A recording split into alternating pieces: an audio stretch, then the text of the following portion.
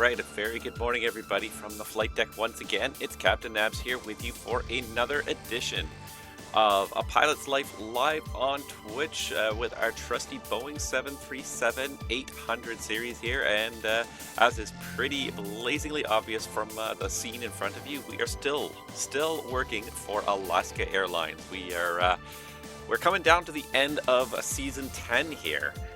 Which just blows my mind that I've been streaming this as long as I have, that you guys have been following it for as long as you have, and that we have had as much fun as we have had so far this last couple of years since I first started streaming this. And this had to have been at least 3-4 years ago that I started streaming this Pilot's Life series, slowly but surely making my way through A Pilot's Life live on Twitch. It's been tons of fun. I've really enjoyed doing it, and and I still do enjoy doing it. It's a great chance for just to sort of get away from the world, and I think that's one of the primary reasons why we all get into flight simulation. Is just a chance to get out of our real world and out into a virtual world of just having fun, focusing on the things that we enjoy in life. It can be hard to find that time, to find that joy. So I'm glad that I've had a chance to do it with you guys here live on stream. I'm glad you guys have had a chance to come with me and watch and enjoy, participate in the streams as my career has gone on here. So today is a bit of a long stream, so I don't want it to take too long to get started here. So I am going to hop right in the flight deck and get us started pretty much right away here. As you can probably tell from the other blazingly obvious sign out here, we are at SeaTac today still. Seattle Tacoma International Airport, as it says right there on the jet bridge. We're at SeaTac today, and today's mission is a bit of a long one. We're going from SeaTac all the way up to Alaska, which seems only appropriate finally at long last for Alaska Airlines to actually visit Alaska. So today we're going up to Anchorage, Ted Stevens International Airport in Anchorage. It's a good, 1,256 miles. It's not a short flight. It's a pretty long flight, but it's something I've been looking forward to, is just getting some time to get away and watch and fly with you guys. So here we are. So this is what we're going to do today, all the way up to Alaska. It's about a 3-hour flight, so stick with me. We're going to try and get this underway quickly here because we got tons of stuff to talk about when we get going. Like, my God, the amount of stuff that came down the pipeline here in August was just phenomenal. July, June were pretty boring in the flight sim world in terms of just like not that many new announcements. After Flight Sim Expo, really not too much else happened for quite a while, and then all of a sudden, like in August, just a flurry of stuff happened. So we got so much to talk about, but let's first of all hop in that flight deck and get this party started. Before I even bother hopping in the flight deck, I'm just going to go ahead and call for my refueling truck here. Refueling truck is on its way. Thank you.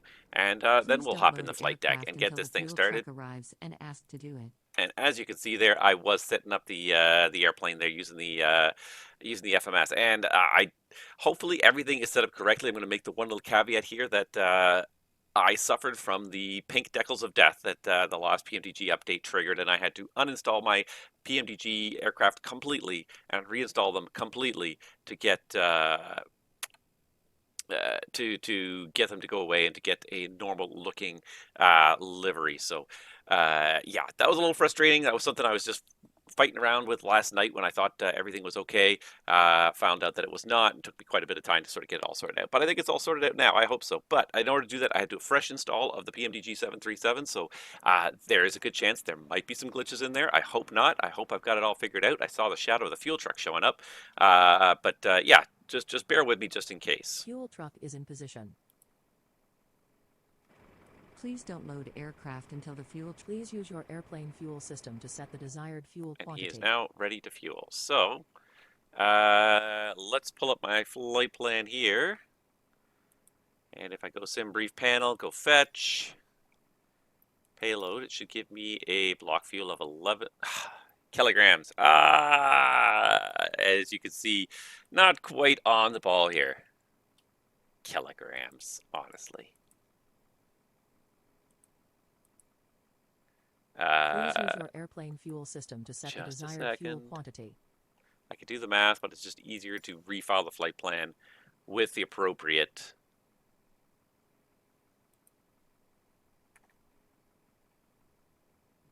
Oops, didn't need to do that. Do that. All right. Let's view that one now. There we go. That's a little better. Okay, so we can now do this SimBrief panel. Let's fetch again. And let's check this out here. 25 Please to use 20. your airplane fuel system to set the 25 and a desired half. fuel quantity. 25,500 is what we're going to bring it up to. All right. And I'm not sure where my FS2 crew window went. I had an FS2 crew window. It appears to have vanished. I thought, there it is.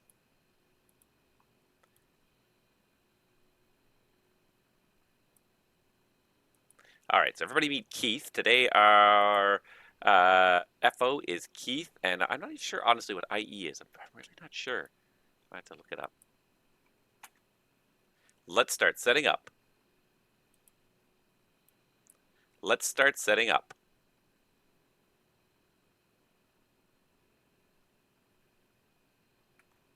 Oh, apparently he doesn't want to recognize me. He is in voice control mode, right? Yeah. Let's start setting up. Let's start setting up. Let's start setting up. No, he doesn't want to recognize me today for some reason.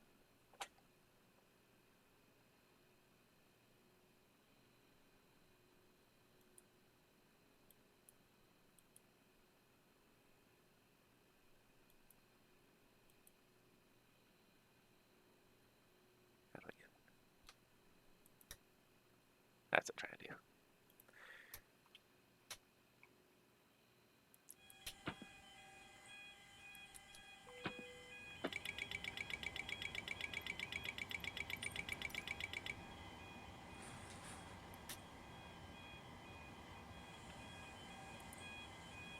All right, it seems like he's sort of come to life here. Sort of, but I'm not sure why.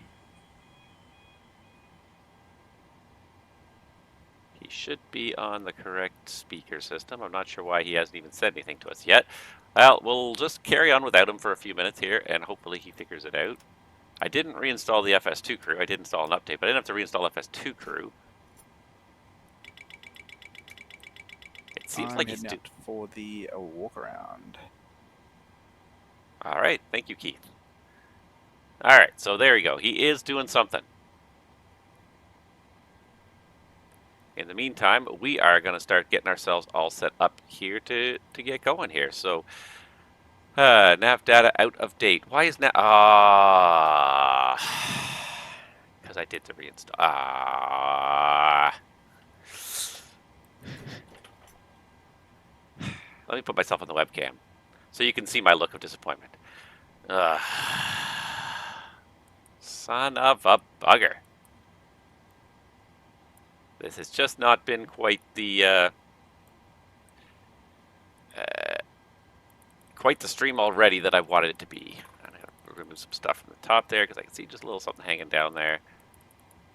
There we go. Make myself a little bit bigger anyways. Okay, so the database is out of date. It's AIRAC 2204, which is quite laughably out of date. But in order to update it, I would have to go and restart the sim. And frankly, at this point, that's not an option. So we are going to carry on and hope that none of the fixes have changed too much. Yeah, and this was up to date until I had to reinstall the 737 last night, and I didn't think about the fact I had to re-update it. It just ticks me off. All right, in the meantime, let's go ahead and set our initial IRS position there to the GPS position and go ahead and start setting up our route here. It is a pretty easy route today. I'm just going to sort of give myself a perspective here that you guys can see what we're doing here. Pull up the SimBrief panel because that'll help us with the programming of our flight plan. And so today we are going from KSEA all the way up to PANC, Anchorage. And today's flight number is pretty straightforward, Alaska 83. Departing Seattle. Let's have a quick look at the weather here and see. Oh, there it is, Seattle. Let's see here. Weather in Seattle, let's just confirm. It's advertising 3-4 right. I buy 3-4 right. So let's go ahead and do that. 3-4 right. And do I have a departure on here? Iceberg 1. Ooh, the Iceberg 1. All right. Makes sense for a flight plan up to Alaska. Iceberg 1, which actually is just radar vectors, and then we're going to be heading off to Yankee Zulu Tango, which I believe is Port Hardy, or is it Sandspit? It is Port Hardy. Oh, it's right there in front of me. North 54, 5041, West 127. That sounds good. Then we do J523 up to YZP. That I believe is Sandspit. And then direct from there to an intersection called Fried, which takes us a little bit offshore. So I'm going to show you later what I did, just because I messed with the flight plan a little bit. I dispatched myself a little bit to try and get sort of an optimal situation here, all the way to MDO. And at that point, MDO, we joined the arrival for Anchorage, which is the Whitty 4. And it's advertising 7 left. So I'm going to go set ILS 7 left for now. And we'll reevaluate as we get going. Whitty 4 for the 7's MDO transition. So we can activate and execute all that. You can see Whitty 4 is in there. The ILS 7 left is in there. That's all in there. Performance page. ZFW. Estimated today at 124,100. And our fuel 25.6. Looks like the fueler should be done there. Final reserves, 4 point, we'll round it up to 4.6. Cost index, 44, and we're carrying quite a bit of extra fuel, so we may bump that up as we go. Flight level 360 is the cruise altitude. All right, cruise wind, 248 at 78. And there we go. I think that's it. Standard transition. Execute this. Get my trusty 737-800 takeoff performance calculator to quickly find out what is a reasonable D rate for this aircraft for a departure off of 34 right in Seattle. We're going to say drive runway, and again, there's my winds. There it is. Okay, so 3:30 at 3. The outside air temperature is 21 degrees. Looks like it's going to be a nice day in Seattle. I think it's supposed to be a heat wave, isn't it? It's a little early for it to be 21 degrees. Security and safety check are all done. Are we good to start boarding? Air conditioning on, anti-ice off. Let's see if we can do takeoff. Oop. And I have to imperialize this in just a second. Go for it. Go for it. Yes. Yes, please. Why is this not recognizing any of my voice commands? It seems like it doesn't want to recognize. Hello. Check, check, test. Hello.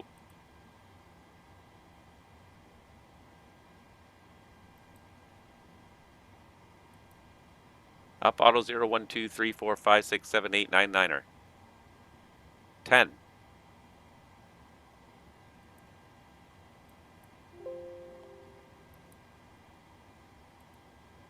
Yes, please. Yes, please. Oh, FS2 crew is going to be annoying if it doesn't do anything today. Oh, my God. I trained it once. I reinstalled everything on my computer. I haven't trained it since. And now it really is not hearing me at all. And I'm not sure why. It was working before.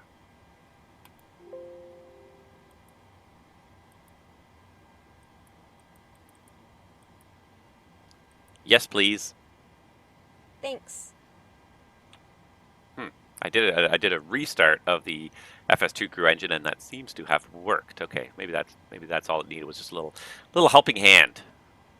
All right, takeoff weight's estimated at 148,000 pounds. So at 140, let's say even 149,000 pounds. Round it up a little bit. Can't do a takeoff 2. Can we do a takeoff 1? Can't even do a takeoff 1. How about a takeoff? Yes, we can, with a temperature of 40 degrees. All right, so select the temperature 40 degrees, no D rate today. There we go, and we're gonna do flaps 5 departure, just autofill the C of G, and we're looking at 140, 142, 149. Sometimes you have to look internally to understand why your staff isn't listening to you. Wow, it's very introspective. Also, I come here for fun, and you're making it anything but. All right, we're going to do 1,000 foot acceleration and thrust reduction height. Yes, it might be me. It might just be the tone of voice I take with them when they don't listen to me. I just start yelling at them and complaining about how they're not listening to me. But all right, anywho, there we go. FMS is already all set up. FO's not even back inside the flight deck yet, and that's okay, but we can test the stall warnings. Those are looking good. All right, everything's in alignment here. We don't need the dome light. We will need the yaw damper, though, today. If the fuel truck is gone... Did I not start the boarding process here? I did not, did I? Okay. Boarding requested. Yeah, I'll start boarding. I will also start the APU at this time.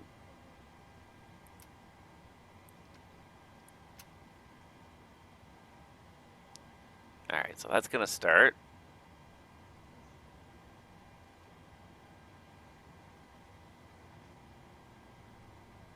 Just going to go through the rest of the panel. Crew? Pilot's Board boarding everybody. starting. Fueling's done. Belts can go on. Start warming up those windows. There they go. CVR test. Good. We get the green light. That's good.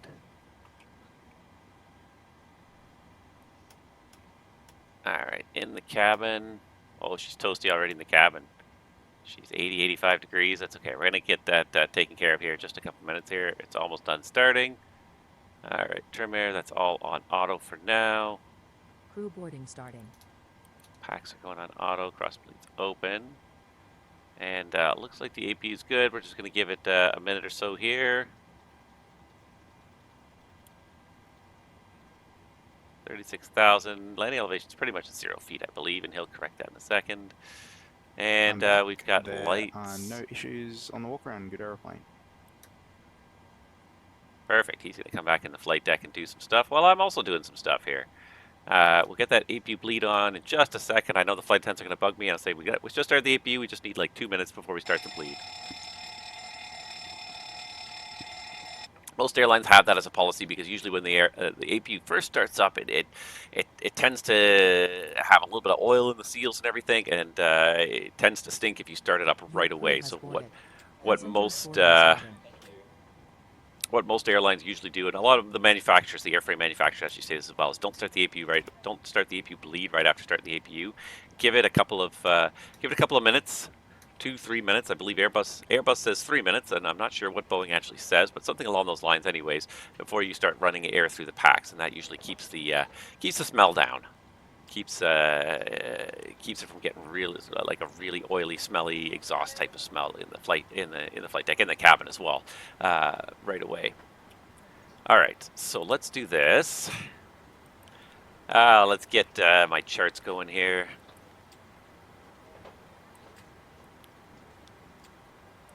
Come on.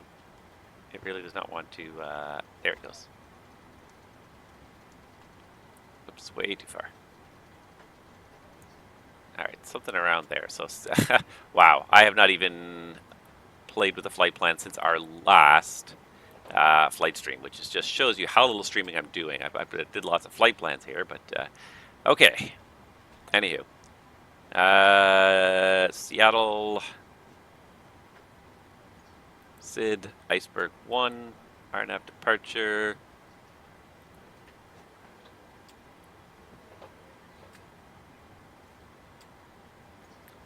Alright, well, the runway heading is 344, so that's what we're going to put in there.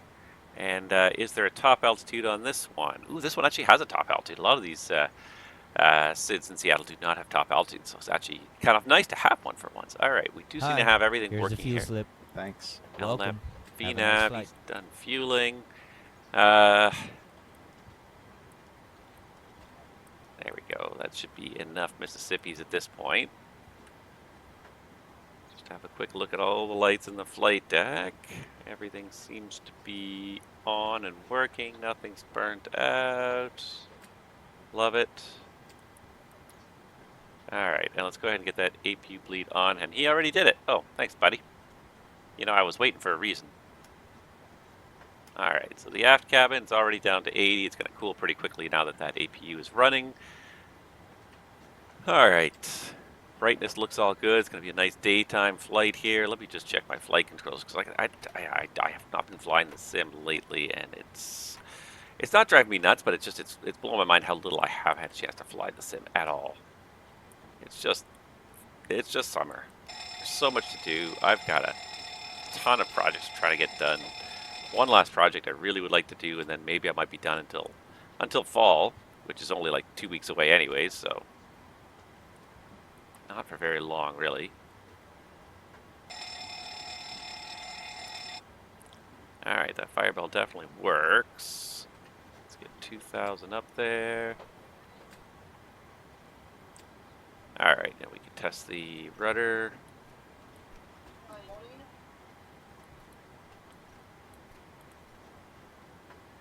Test the ailerons as well, and bring them back to neutral, and then we're good to go.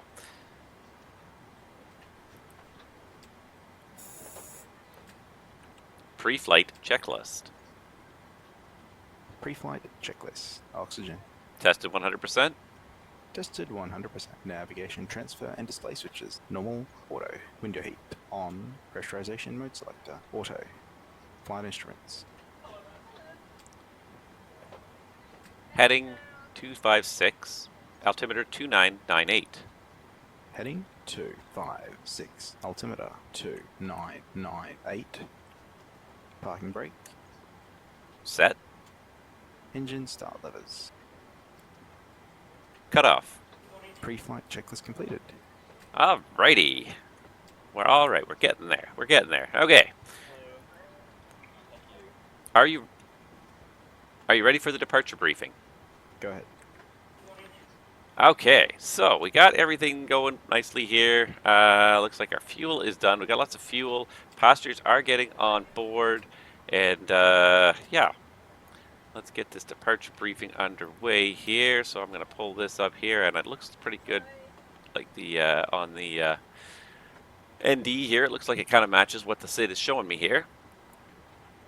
Alright, so today we're going to be doing the Iceberg 1 RNAV departure out of Seattle. It's 10-3 Bravo 1, 19th July of 2018. It has been updated recently, which is good because I have an out-of-date database. Radar required, RNAV 1, DDR GPS required. Procedure available from 2200 to 0600 local. Oh.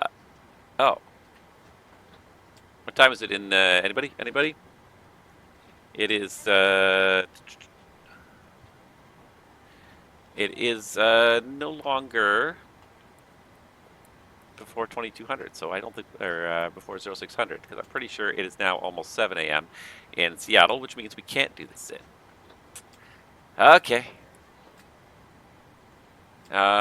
Anything else that go in the right direction here?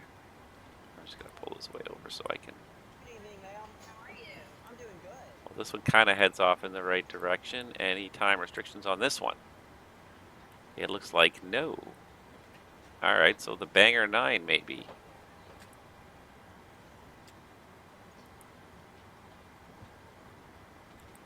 Just gonna have a quick look at the rest of them here. But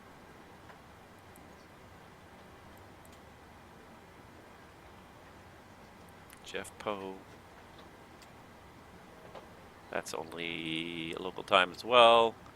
Alright, so I think what we'll do is we'll do the Banger 9 departure because we don't seem to... Alright, and that's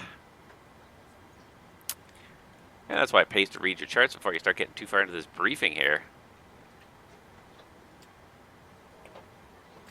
Alright, so there's Brem, there's Iceberg, so Banger, Pangle, I think will be the transition. Alright, so let's do this again here. Departure out of Seattle.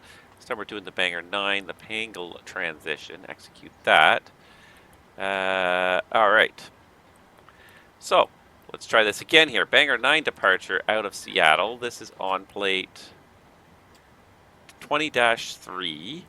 And it's effective the 14th July of 2022. So it's amazing that's in here. Just barely made it into my database. DDR GPS required. Radar required. RNAV 1. Non-GPS, non-GPS. That's not us. We are GPS equipped today.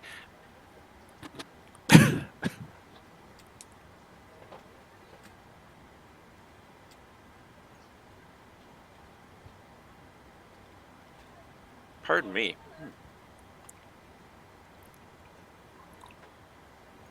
Choking on my own rage here. All right. 3-4 right. Climb heading 344 to at or above 932, then direct dot V, then on 342, so there's 932 dot V, then on 342 to cross Wirral, at or above 3100, then on depicted route to Bangor, cross Bangor at above 10,000. So after Wirral, we have Atome Brem Bangor above 10,000, Pangle, and then after that we're going to get ourselves established on course. I'm just going to clear up this discon here.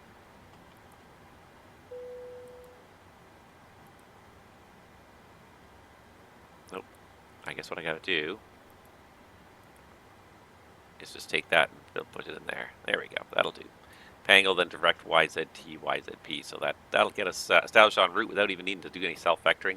I'd leave the 9,000 top altitude in there. It's assigned by ATC. There is no ATC on the VATSIM network right now. So I'm going to go with the 9,000 top altitude I had before from the other departure, because that seems like a very reasonable altitude, and then we'll get climbing after that. Yeah.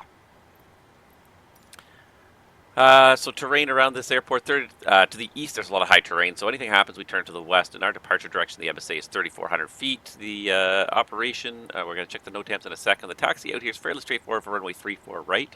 For some reason that's Anchorage. There's 34 right, there's SeaTac. So we're at the north satellite. We're going to taxi down the lane here and down Bravo, all the way to the threshold of runway 34 right for departure today. And yeah, let's just quickly check those NOTAMs, make sure that everything's good. I should have done this in the briefing room before I even came to the airplane, but I did not.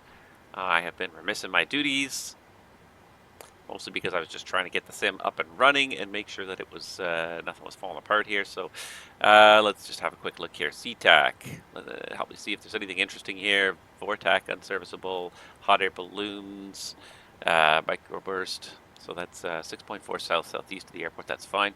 Microburst wind shear detection service system not available. Wildlife hazard, coyote on the field somewhere, hanging out. Cargo sign for cargo 5 missing. Parasails within an area 3.2. That's 2.6 west Whiskey 55. Hey guys, here's the load sheet for you. Thank you.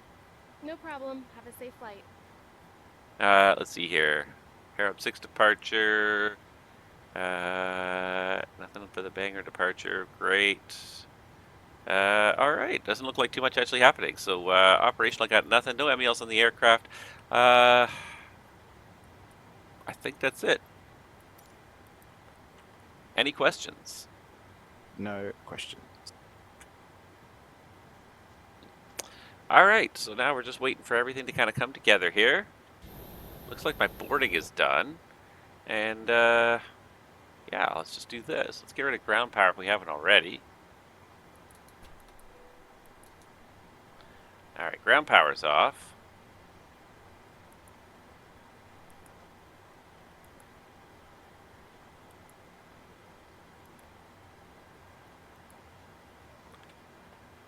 I think we're just about ready to go here. Unless I've missed anything, but I don't think I have. So, yeah. Let's accelerate this a little bit here. Hey guys, all packs are on board. Are we clear to close? Ladies and gentlemen, welcome on board today. Cleared to close, short taxi. Thanks. Let me know if you need anything.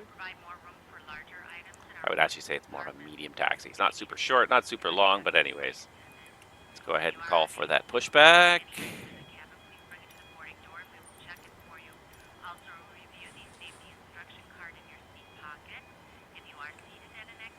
Before start checklist. Stand by.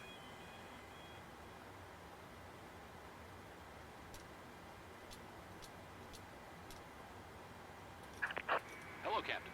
We're ready for pushback.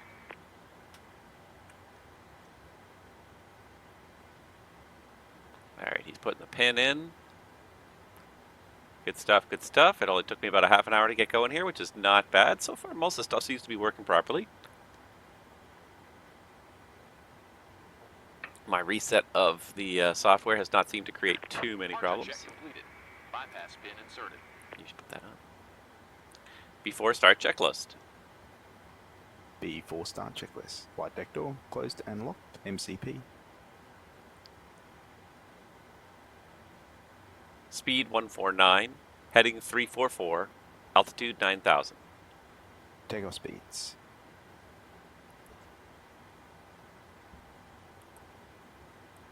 V1 140, V2 14, correction, VR 142, V2 149. CDU pre-flight. Completed. Rudder and aileron trim. Checked. Checked and free. Free and 0. Taxi and takeoff briefing. Completed.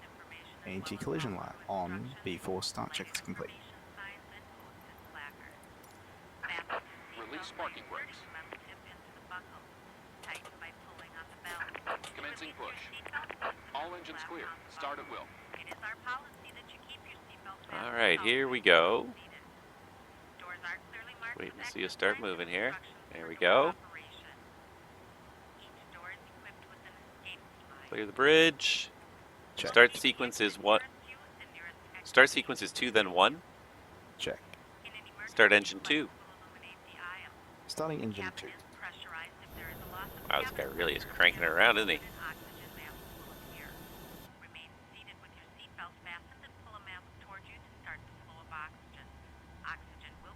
Oil pressure. Cover your nose and mouth with the mask. Place the elastic band around your head and tighten by pulling on the end. Secure your own mask before assisting others. Your seat bottom cushion may be used as a flotation device. Pull up and remove the cushion. Upon exiting the aircraft, place your arms around the cushion and hold on to the straps located on the back. This is a non-smoking flight. Smoking is not permitted in the cabin or lavatory. Cabin lights will now be turned off. Reading light buttons are located above your seat. Focus, focus.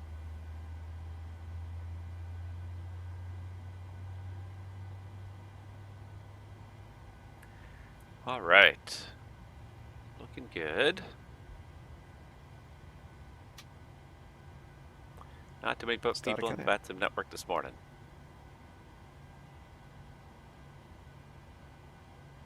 Number 2 is stable. Start engine 1. Starting engine 1. Not too many people on the VATSIM network this morning. Pretty quiet, especially out here on the west coast. It is 7 a.m. as we determined here. Oil pressure. Where's this guy taking me here? How far back are we going? Now you're starting to make me nervous.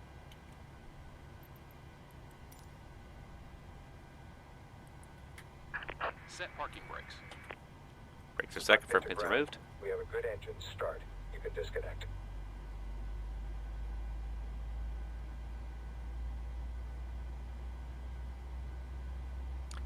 All right.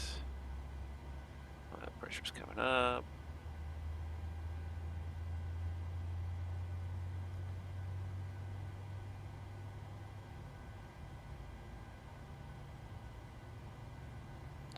All right, we should get starter cutout. Starter cutout. Looking good. All right, we got 2 good starts on this one. Number Unlocking 1 gear. stable. Uncle Wiki, you seem to be the only guy watching this morning here. Well, that's not true. I see 2 people, but it's not very popular this morning. But I'm gonna go in here. Oops, not there. Here. There it is. Failures. I'm gonna trigger it at Tow truck disconnected. 2 Bypass events pin per removed. hour. Oops. Left is clear. Right 2 is events clear. per 10 hours, I should say. And see what happens. I'm remembering to do it before we actually get going here. For some reason, this does not always trigger properly the first time here. There it goes. Now it's figured it out. All right. Flaps 5.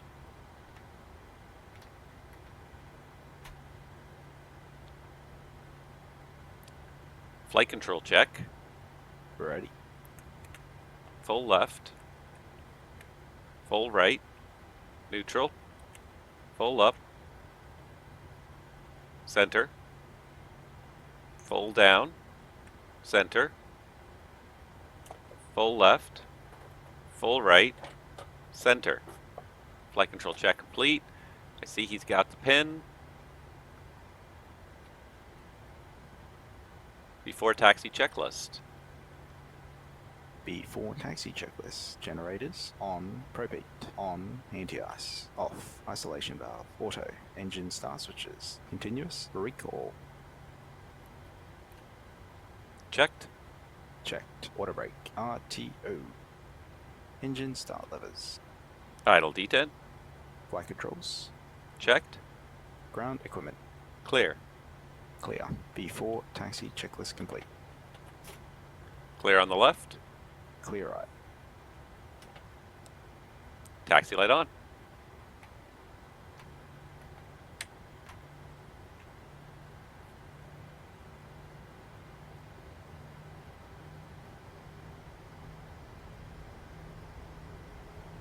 All right, we are underway.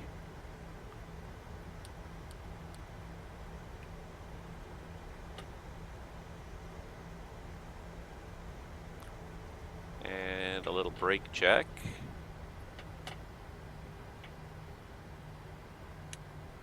Seattle traffic, Alaska 83 is at the terminal taxiing for departure, runway 34 right. Should probably check those VATS V-Pilot settings as well, since last time they had changed, and yep, this time they changed as well. So that probably made no sound whatsoever. Output device, we're going to put this to the speakers. Check, check. Hello, check, check. I'm going to turn up this mic volume here. There we go. Try that one more time because that probably didn't transmit anything because it didn't recognize my mic last time.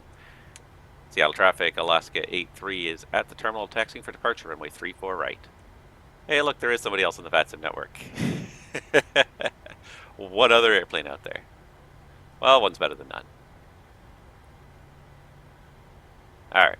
I feel like the background noise is a little bit on the quiet side, so turn it up just a little bit so we are aware that our engines do make noise. Alright, we're going to head up the alley. It's a left turn down Bravo, so the left on the far side of the apron ramp there to go left on Bravo, all the way down to the threshold 3-4 right. We can follow that guy up in the air. And we are on our way. So last but not least, let's make sure that it looks like the, 260. Flight deck. Okay, thanks. Captain, the cabin is secure. Perfect, thank you. Alright, so it looks like the overlay is tracking properly at the top. The other thing we got to check as well as always is make sure that our flight tracker is tracking. It does recognize us as being in the taxi out phase, and you can see it does have a couple of position marks there, so it does know that we moved off the gate, that we are taxiing. So it does seem like the tracker is tracking as well. Still got the white screens here showing up periodically on the PMDG aircraft. Not sure where that came from. That seems to be Coast Guard 129 is going to be departing Harborview Medical Center from the pad. We'll be going down the sound back to the Tacoma Narrows, Seattle area. Got a helicopter by the sounds of it out there today. Nice. There is a little bit of traffic out there early in the morning. And it's funny because this is usually one of the busiest times of day at most airports. It's usually that first wave of departures is often, at many airports, it's the busiest time of day. And yet here it's vacant because obviously VATSIM has its own weird traffic timing patterns based more on when people are likely to be available after work is generally the way it happens. For me, no work today, and that's why we're lucky enough to have me streaming today. There's no work for me today.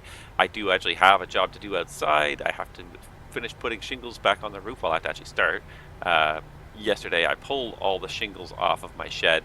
And then by the time I was done that, it was already like 4 o'clock, and I was just like, I don't have the effort, the energy to start right now. Plus, it looks like I need to replace 1 or 2 boards on the shed, maybe to it's not even so much that the rain got into it as the ants got into it. That just ate away at the board. So I'm gonna replace a couple of those. But yeah, that's my job for tomorrow. Today it's supposed to rain. It did rain already a little bit. It's supposed to be potentially some thunderstorms this afternoon, so not a good day to be out there doing roofing. So I said to myself, here's the perfect day to come and stream this with you guys. For a default airplane, this is default airport. This is pretty well constructed. I know there is one Payware version of Seattle. It's gotten mixed reviews though, so I'm not sure if it's worthwhile or not. Some people say, oh, it looks really good. Other people say it really does not worth the money that they're charging for it. So I'd be interested if anybody has it. I can't even remember who it was. If it was BM World, I think. And again, they've kind of gotten some mixed reviews. Some people seem to like them. I think it was BM World. Hold on, I'm just going to check here while we're taxiing.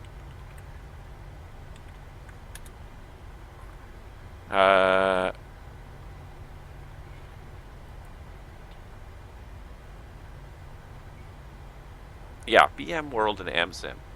And again, this one got mixed reviews. Some people really seem to like it, some people not so much. Not a cheap airport. 34 Australian dollars on the Orbex website.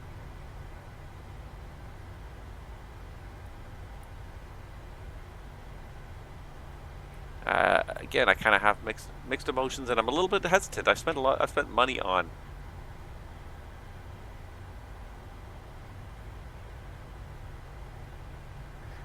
was looking forward to Seattle scenery, but placing static aircraft along the entire inner Charlie concourse really is a huge turnoff.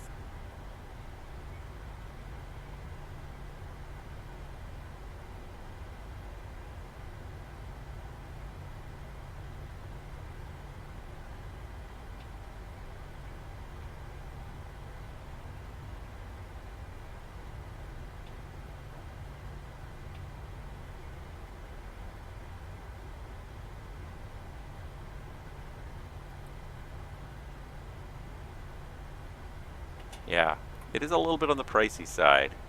They did remove the static aircraft in their version 1.1, however, in response to the community.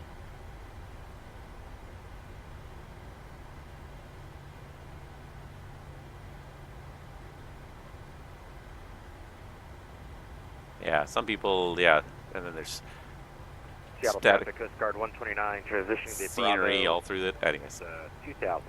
Yeah, I over spent Vashon enough money on Island. scenery. I was kind of like, do I really, you know, Seattle do I really traffic. want to spend money on half decent scenery? Sometimes the answer is yes, but like, this is not bad. Considering this comes with your sim, this is not bad. So I feel like at spending an additional like $30 on another updated version of this, probably almost not going to be worth it. Before takeoff checklist. Before takeoff checklist. Flaps. Why is it not plus one?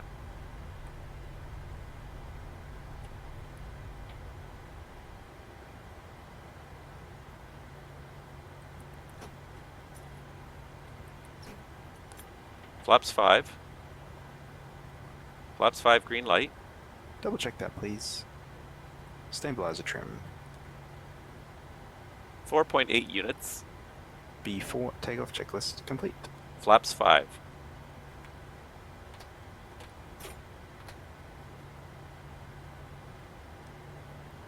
Okay, he seems to have done it okay. I just wonder if my honeycomb perhaps triggered that to go to 0 there.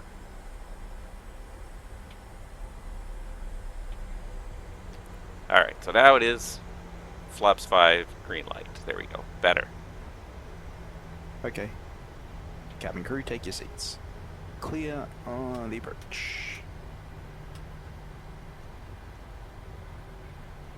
Alright, he's got most of the lights going here. Just gotta get the landing lights here in a second. Ready to go.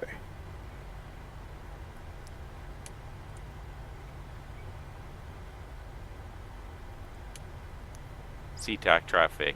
Alaska 83 is taking position runway 34 right for departure. Be a left turn out on the Bangor at departure up to 9,000. Clear left. Clear right. Alright, does look like it says 34 right on the pavement.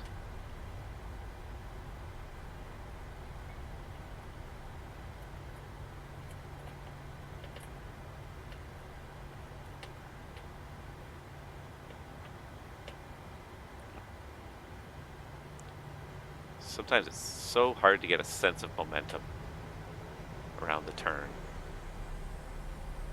You just don't get the same sense of momentum even with track IR. It just does not, you know, so quite get it the same here.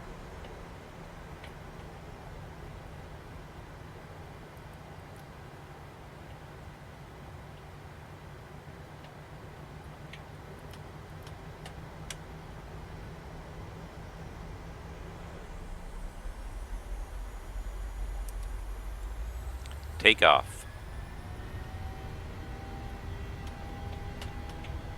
Thrust N1 set. toga. Checked.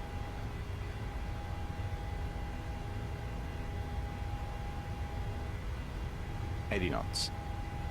Check. Checked.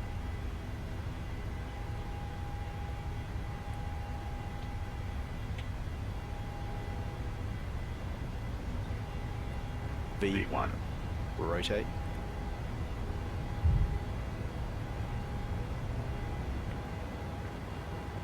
Oh, there's a brake. Gear up. Gear up. LNAV. Checked. 400 feet. VNAV speed. Checked.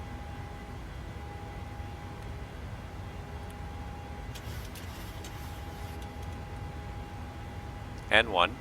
Checked.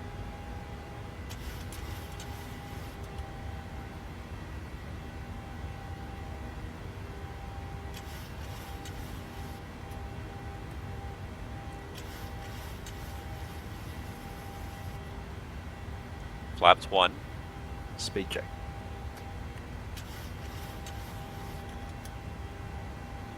Flaps up.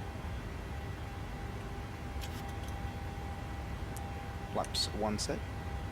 Seattle Speed check. Seattle traffic, Alaska 83 is airborne off of runway 34 right, Seattle, left turn out. Flaps up set. Band A. Autopilot on. Checked.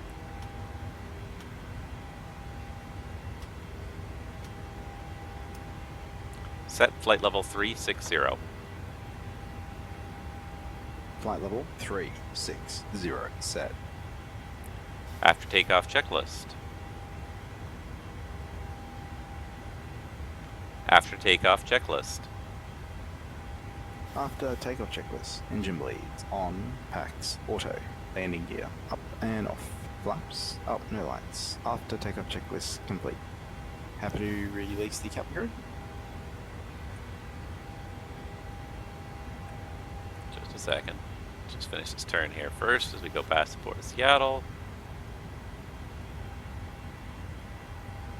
Go for it. Okay. Very eager to get the cabin crew away in Alaska Airlines. Every airline I've been at, unless it's a very short flight, most of the airlines seem to have a pretty standard policy of 10,000 feet for the crew and the passengers. And we won't usually let the crew get up unless there's an overriding reason, and the overriding reason is usually either there's a safety reason or if it's been pre-decided that it's a very short leg and it would be advantageous to let the flight attendants get up early. So sometimes when you're dealing with these 25 to 35, 40-minute legs, letting the flight attendants have even a 3 or 4 minute head start on service gives them a chance to get everybody at least a drink, because you start to do the math and sometimes it's insane. You talk about a 35 to 40-minute flight, you got to wait to 10,000 feet. You're dealing with maybe 20 minutes above 10,000 feet. 20 minutes for 2 flight attendants to serve 75 people. We figured it was 30 seconds per passenger based on what you got. If you haven't made up your mind what you want to drink by the time I get to you, you're not getting anything. I'm going to throw a bag of peanuts at you. You're going to get 1 drink, and that's it.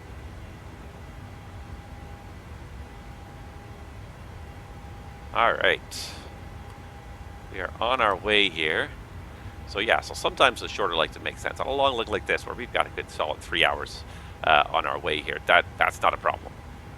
But when you're dealing with shorter legs, when you're dealing with a lot of people, shorter legs, you start to do the math. It's like it's not enough time for any kind of service. Really, 30 seconds per passenger to pour them a drink and or get them a snack. That's not much time. And it makes sense. That totally makes sense when you start to think about it from the other side. The same number will be applicable to pretty much any size aircraft, because in general the ratio is 10,000. 1 flight attendant to every 40 passengers. So if you only have 20 minutes in cruise, regardless of the size of the airplane, that adds up to roughly 30 seconds per passenger per flight release attendant. the cabin. Go for it. Okay. Alright, so we got the landing, the taxi lights are off, and let's get guard up on number 2. TVs, radios, two-way transmitters, or any other device in the transmit mode, as these devices may interfere with the aircraft's communication and navigation systems. Alright, there's guard up on number 2. Make sure we're listening. Alright, guards up on number 2. Let's check the cabin pressurization system here. So the cabin altitude is going through about 1,500 feet. And it is just showing a little bit of a climb here. 4 psi. Not much of a climb. But we are kind of climbing at a very slow rate now while we accelerate. Now that we've reached our acceleration point, yeah, we're starting to climb again, and the cabin's starting to climb at a higher rate again. So that's fine. That all looks good. And fuel 23.2, that makes sense.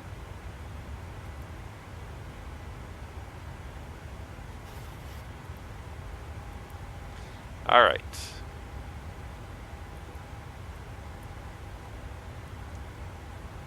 Fuel use 1 ton each, or 1,000 pounds each engine, which will take us up to 25 in a bit, which is good. That's exactly how much we should have. All right, fuel's checked out, and away we go. Goodbye, Seattle. Now, the next thing we're going to check on here quickly is our arrival time into Anchorage, 17:31. That is quite a while from now, 1,268 miles. That's not entirely surprising. What we will probably do is bump that cost index. So we're showing 7.6 overhead Anchorage. We were looking for about 30 minutes of extra fuel, 30 to 40 minutes of extra fuel, because it's not the best weather in Anchorage this morning. But I also have personal pressure to try and get to places. So if I put 100 down and execute that, it's going to take me to 7 tons and get us there like 10 minutes sooner. It's not a big deal, but it gets us there a little bit sooner. The weather certainly is cooperating. It's a nice clear day down here, nice smooth skies, and now we're really turning towards Anchorage here. So we finished the, almost finished the departure here. We're just passing over Bangor here on the west side of the Sound and turning northbound. See that terrain map out there. See if there's anything much drawing on it. Nothing much. There it goes. It's drawing something. There is quite a lot of good terrain out here. Alright, so we are underway here. I did do a little bit of modifying and editing with the flight plan today. So let me show you what I did here. If I can pull up my SimBrief. Not that one. Why is my session has expired? Really? In the time it took me to file the flight plan, my session expired? Some days, Navigraph, your login policies are getting a little bit excessive here. Alright, so here's what I did today, just to show you, kind of give you that inside real-world dispatching perspective here. So this was the flight plan we made here. So for Alaska 83 going from Seattle to Anchorage, and what I love on here too is that they draw this Great Circle route on here, so you can show you how far off the actual Great Circle. So that Great Circle is the shortest distance between your origin and your destination, including kind of any arc to take advantage of the fact that like the world is curved and the latitudes and longitudes do not necessarily represent direct lines between 2 points. So the Great Circle distance, that is the actual shortest distance you could fly over the surface of the Earth to get between Seattle and Anchorage. What it originally offered me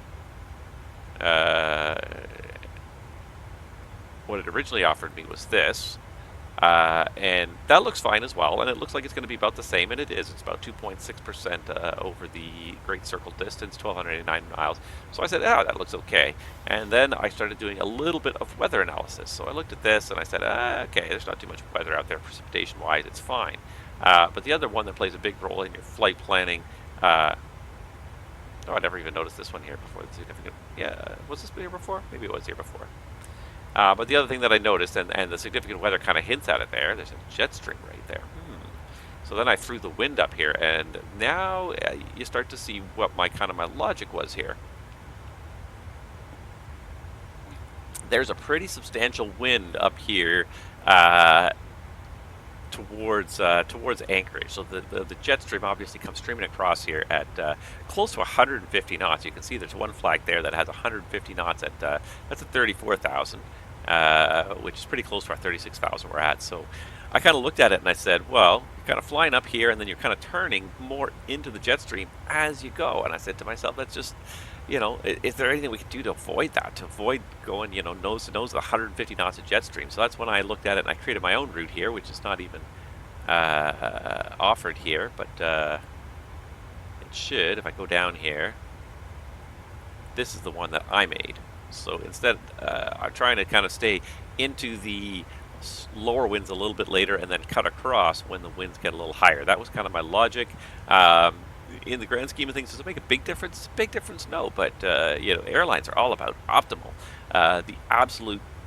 What is the absolute most efficient way we can get from A to B legally without, you know, violating anything? So I have a feeling that if Lido had kind of analyzed this and looked at this, it probably would have picked something similar to what I picked here, where you're kind of coming west initially more where the lower winds are, and then cutting across back more to the north, so it's more of a crosswind, less of a headwind at the far end where you're getting that higher wind. The other thing you can look at too is it worth climbing up or going down? So 39,000 feet, you're not losing too much of that wind there. 30,000 feet, also not losing too much of that wind there. You're losing a little bit. You're not quite the 150 anymore. So we may even go down as we get a little closer to Anchorage. You'll burn a little bit more gas, but again, if the headwind's less, you may make it up. You may not end up actually burning more. You may end up burning kind of in the middle. So anyways, that was kind of how I looked at it. I chose some custom routes, so I found there was an airway rate right along here that I said, it just takes me just a little bit south of my Great Circle. I'd rather do that. I'd rather go to the south than the north, because I feel like that's going to get me a little bit closer to avoiding this headwind for a little bit higher percentage of the route anyways. You know, you can actually do the numbers, and the nice thing about SimBrief is that, like, there's no limitation to how many times you can recalculate a flight plan. So you could do both. If you're not sure, you could absolutely create both flight plans, look at the final bottom line figures of both flight plans, and figure it out. In the real world, Lido would do that for you automatically. Transition set standard. Standard set. Passing flight level 199.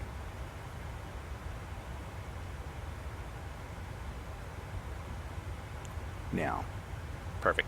Yeah, in the real world, when you work at an airline, you wouldn't have to manually recalculate these routes. You could, but the planning software will run, 50 or 100 possible permutations and pick the most efficient one automatically as soon as you hit generate flight plan. You'll put in your origin, your destination, the flight number, all that stuff, and it will automatically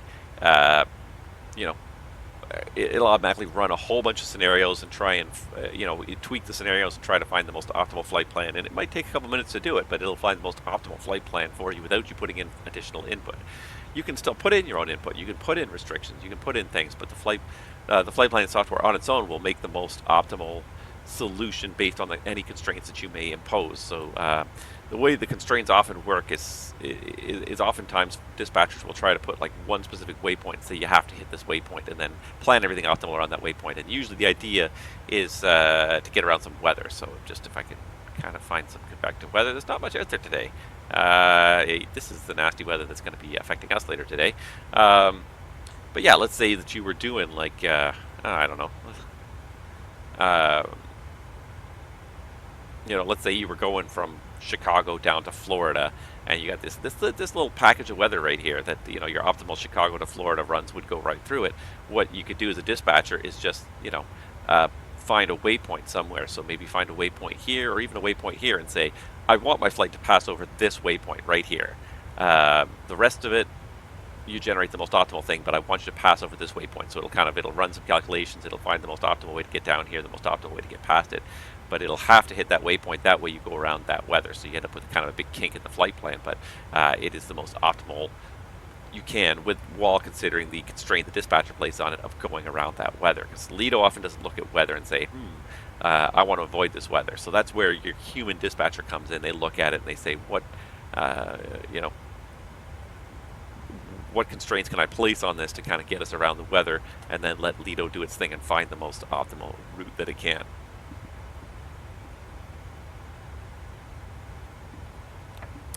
SimBrief doesn't quite do that, but there are some new features of SimBrief, and I don't know if anybody's noticed this. I noticed this just the other week when I was toying with it, but there is a new feature on SimBrief, really kind of useful here, that fuel planning is now a little bit more detailed, and text entries. So they've done a little bit of rejigging of the way the page is laid out here.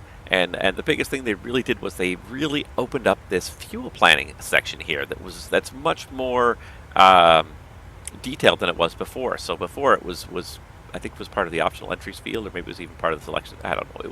There was not much there. So they've made it much more detailed, and they've added a whole bunch of different fields. So I'm going to go through these here with you, just tell you what they mean and how to utilize them properly in your flight planning. And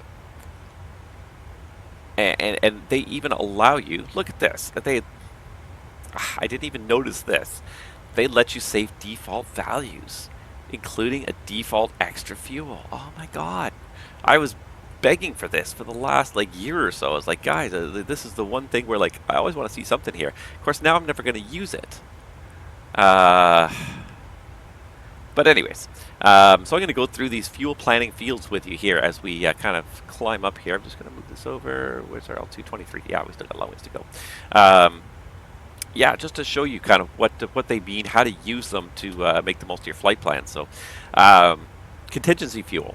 And I've talked about this before. This hasn't really changed. Contingency fuel is a little extra splash of fuel for stuff that happens when you're en route, just to make up for the fact that you seldom fly the plan exactly as you've planned it. ATC may give you a slightly longer vector before they turn you on course. You may get a turn off course at some point to avoid a little bit of traffic. 10 degrees right, you might be on that for 5 or 10 minutes to avoid some traffic at the same altitude, that sort of thing. So that's what contingency fuel is for. It's just for those little kind of you didn't fly the ideal flight plan, so here's a little bit of extra gas just to cover it. It's a legal mandate. Depending on the country, the mandate might be different, and also depending on the airline. The airlines might have different amounts. The airline I work for now actually has 2 contingency fuel fields. There is an absolute minimum, which is not 5%, but 5 minutes. So you can actually select here what you like. There's so many options here. Oop. But the airline I work for, they have an absolute bare minimum of 5 minutes of contingency fuel. But then they also have a statistical average contingency fuel. So rather than a 5%, what they do is they analyze aircraft that have flown the same route. And most of the time airlines have flown these routes hundreds upon hundreds of times. If they don't have enough data, they'll run it at a solid 5%. But once they have enough data, they'll look at it and they'll say, all right, on all of the flights that we've done to this destination, what amount of contingency fuel would have covered 80% of these flights? I think the number might actually be 90%.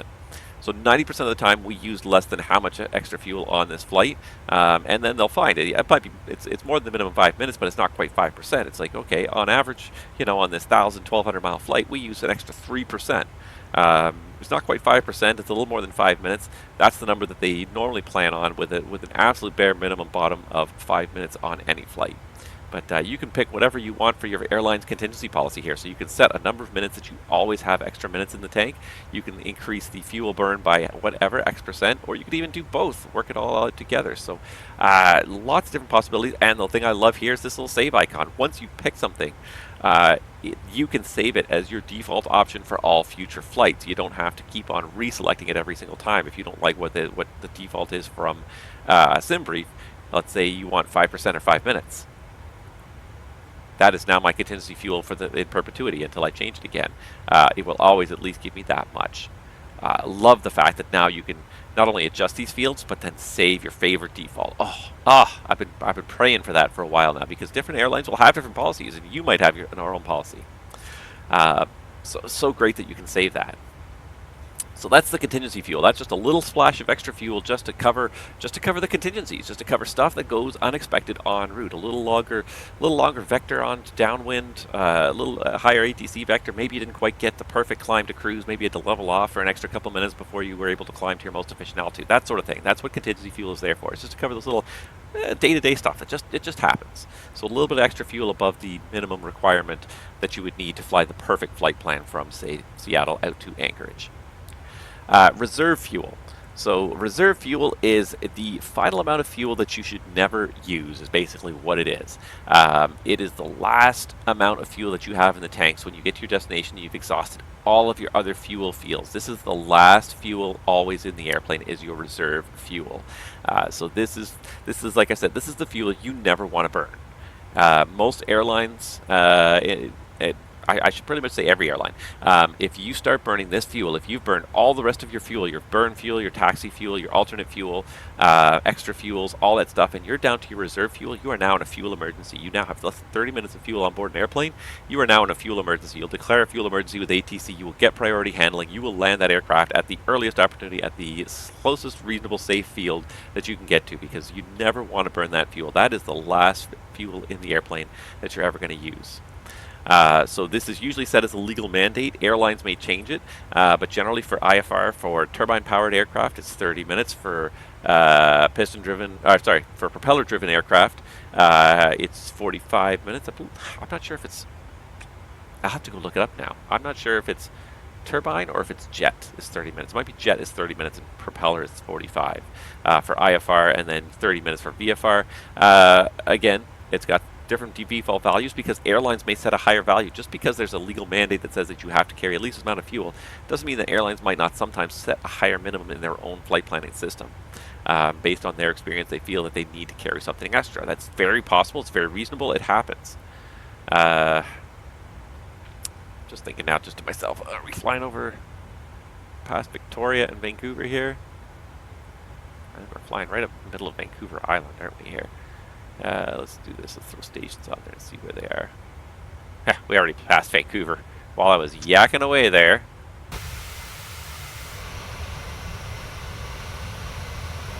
While I was yakking away there, we passed Vancouver over there somewhere. What a beautiful morning, though. Beautiful morning for flying. Not even a cruise yet. We're at 26.5 and climbing at high speed. That's why we're not getting there very fast. All right. Where was I here? Right, there we are. Yeah, so reserve fuel. That's the fuel you never plan to burn. Most of the time, for most jets, it's going to be a 30-minute reserve fuel. So you're going to have 30 minutes of fuel in the tank under the worst cases. You don't ever want to have to burn that fuel. You start burning that fuel, you're going to get into a very uncomfortable feeling, because that's the last fuel in the airplane. You've burned every other possibility, and that is a fuel emergency. When you get to that last 30 minutes, you will declare a fuel emergency with ATC, and you will land that airplane at the closest safe field that you can get yourself into, ahead of pretty much everybody else.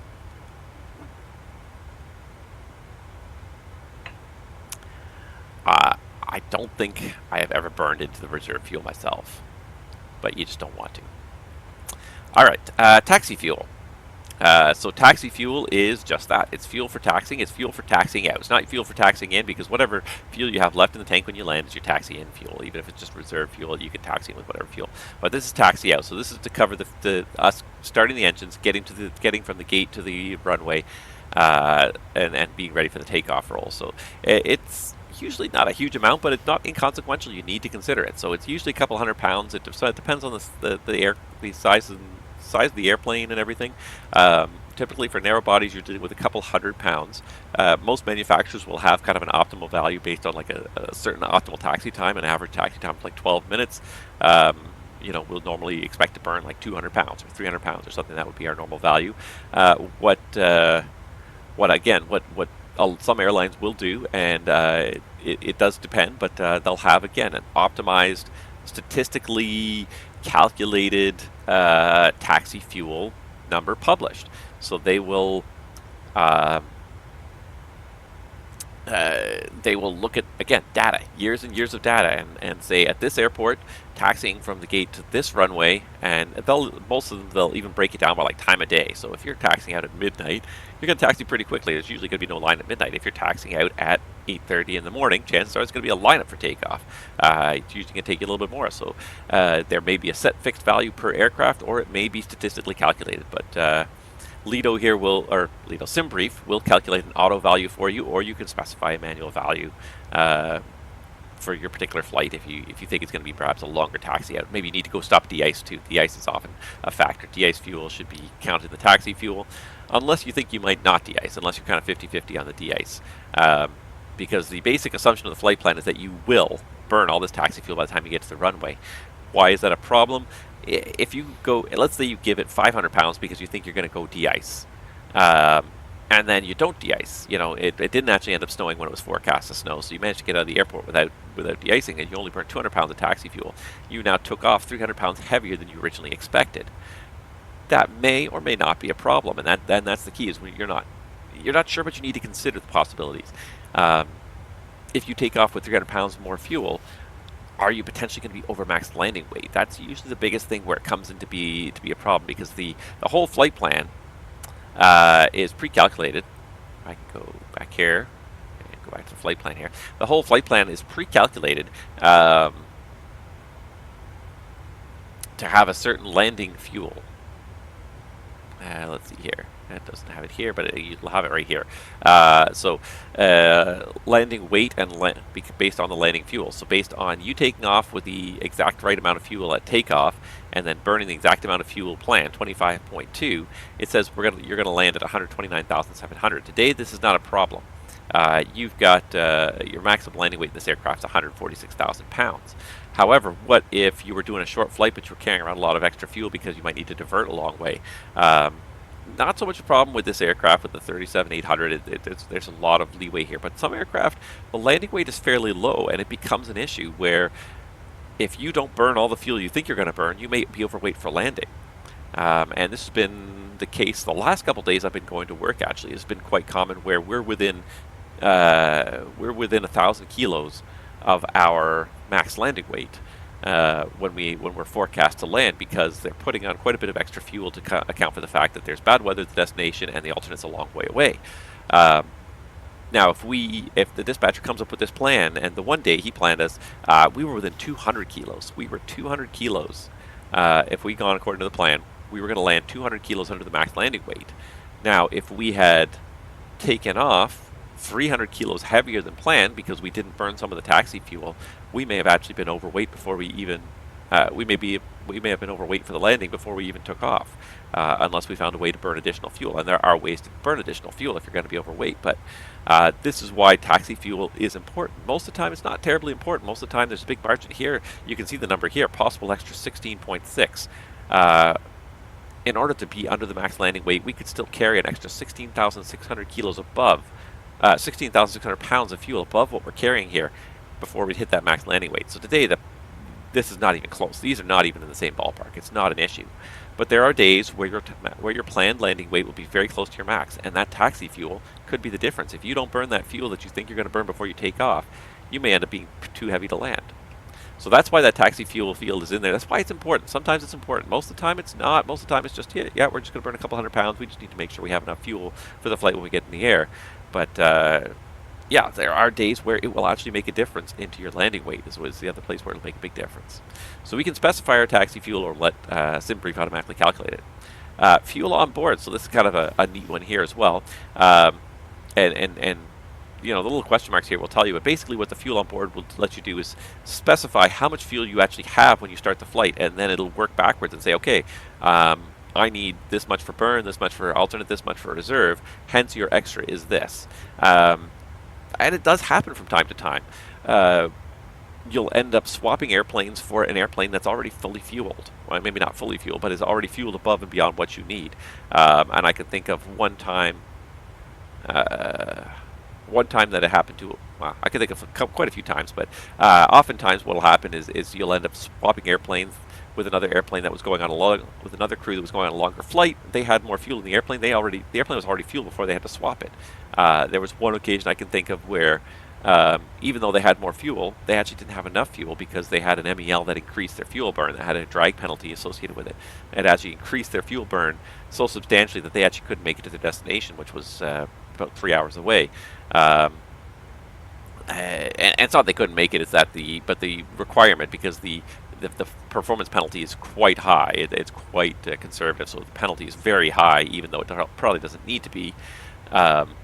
Yeah, they had a lot of fuel in the airplane, and they still didn't have enough. They had to swap with another airplane that didn't have that performance MEL on it, so that they could go. So we got their airplane. We were doing a relatively short flight. We were doing like an hour and a half flight, but then we get to the airplane, and this airplane is filled up for a 3-hour flight. So our dispatcher had to do that. They had to make a flight plan based on how much fuel was already in the tanks, and say, okay, well, you're going to burn this much, and then the rest of it is just extra. So that's what you can do, is you can actually say, when I start my flight, this is how much fuel I'm going to have in here. Work backwards and tell me how much extra I have if I load up this much fuel in the airplane.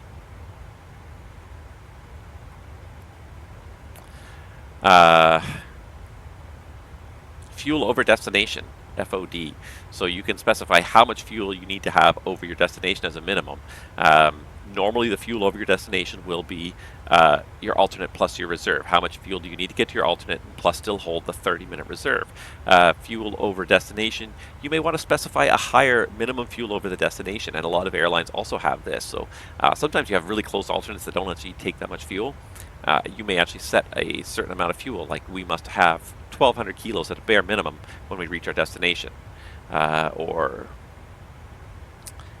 I looked up at the right time. There's 35 climbing 36. 1,011.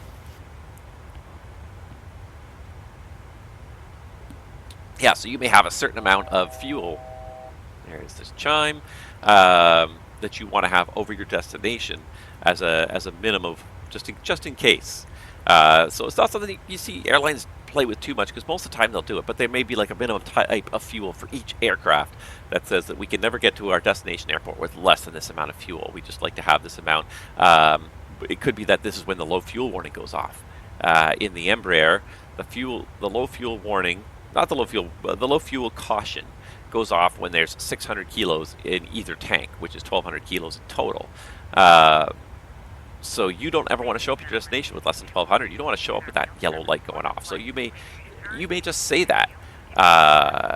You may just say never show up with less than 1,200. So that's what that fuel over destination might be for. Most of the time, your alternate would probably require more. But in case you've got a close alternate, like I think reserve on the Embraer generally worked out to about 700 kilos. And let's say you had an alternate that was really close. It was only needed like 400 kilos to get there, which is pretty unrealistic anyways. That only adds up to 1,000, 1,100 kilos. So you'll have the amber fuel light on, the caution light on, saying low fuel, even though you have followed the flight plan precisely and have not burned any additional fuel, just because you have so little for your alternate. So you can set a minimum fuel over your destination this way. You can either set a specific value in pounds or minutes and let it be auto. MEL fuel. So MEL fuel, again, this is kind of like the situation I was just talking about.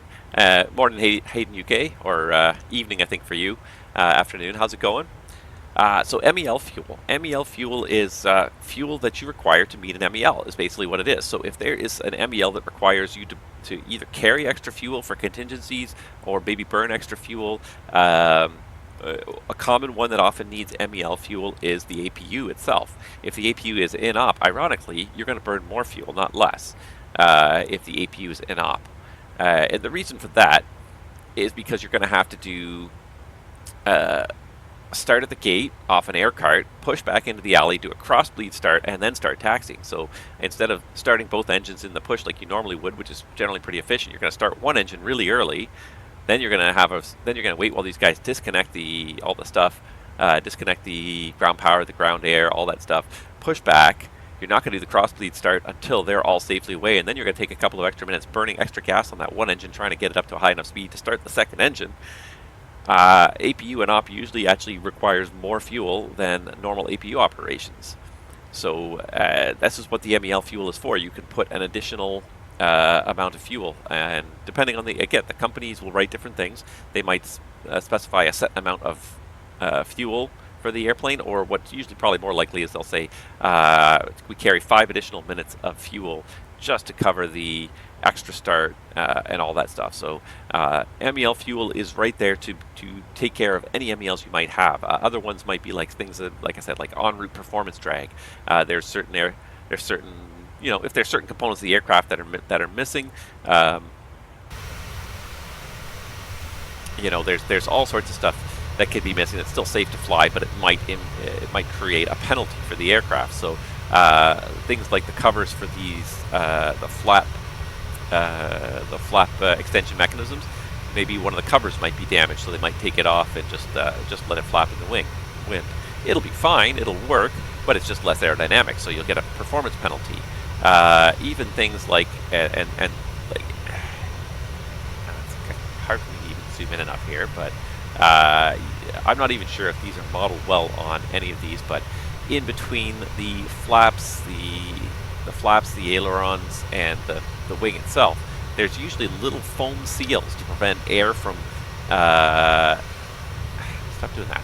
There we go. To prevent air from air from passing through the gap between the flaps and the wing to basically make it as one unit. So there's little foam or rubber seals that'll usually be in here to block any airflow from going between the aileron and the wing itself, or the flaps and the wing itself. And those things are just rubber and foam. They'll tear. Occasionally they will tear, whether they get caught the wrong way or they just get worn out. But those kind of things, they'll put in a little performance penalty. They're there for a reason. They're there to reduce the amount of drag on the aircraft. If they're not there, it does create a penalty. So your MEL might have a little penalty. It might be small. It might be 1 or 2%. It might be large. It might be 10 or 12%. The one aircraft I flew, it was like 12%. As soon as one of these seals was broken, they assumed that all the seals were gone.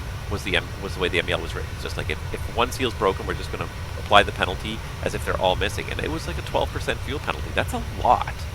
That is a lot of extra fuel, and you never actually burned that much because only one seal was missing. It wasn't actually that inefficient, but they're just taking the very conservative way and saying, well, we're gonna pack on the fuel because you are going to burn more than you normally would.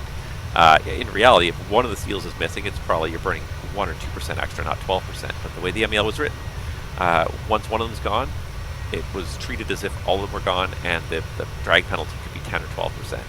So you're carrying around a lot of extra fuel, and you get to your destination, you're like, oh my god, we're overweight by 500 kilos because we haven't burned nearly as much fuel as the flight plan thinks we have. But those are the kind of things you would put under MEL fuel. Anything that's covered by an abnormal, what's the word I'm looking for, configuration of the aircraft that might require a little bit of extra fuel, either because an operation is going to take longer or a higher drag penalty, things like that.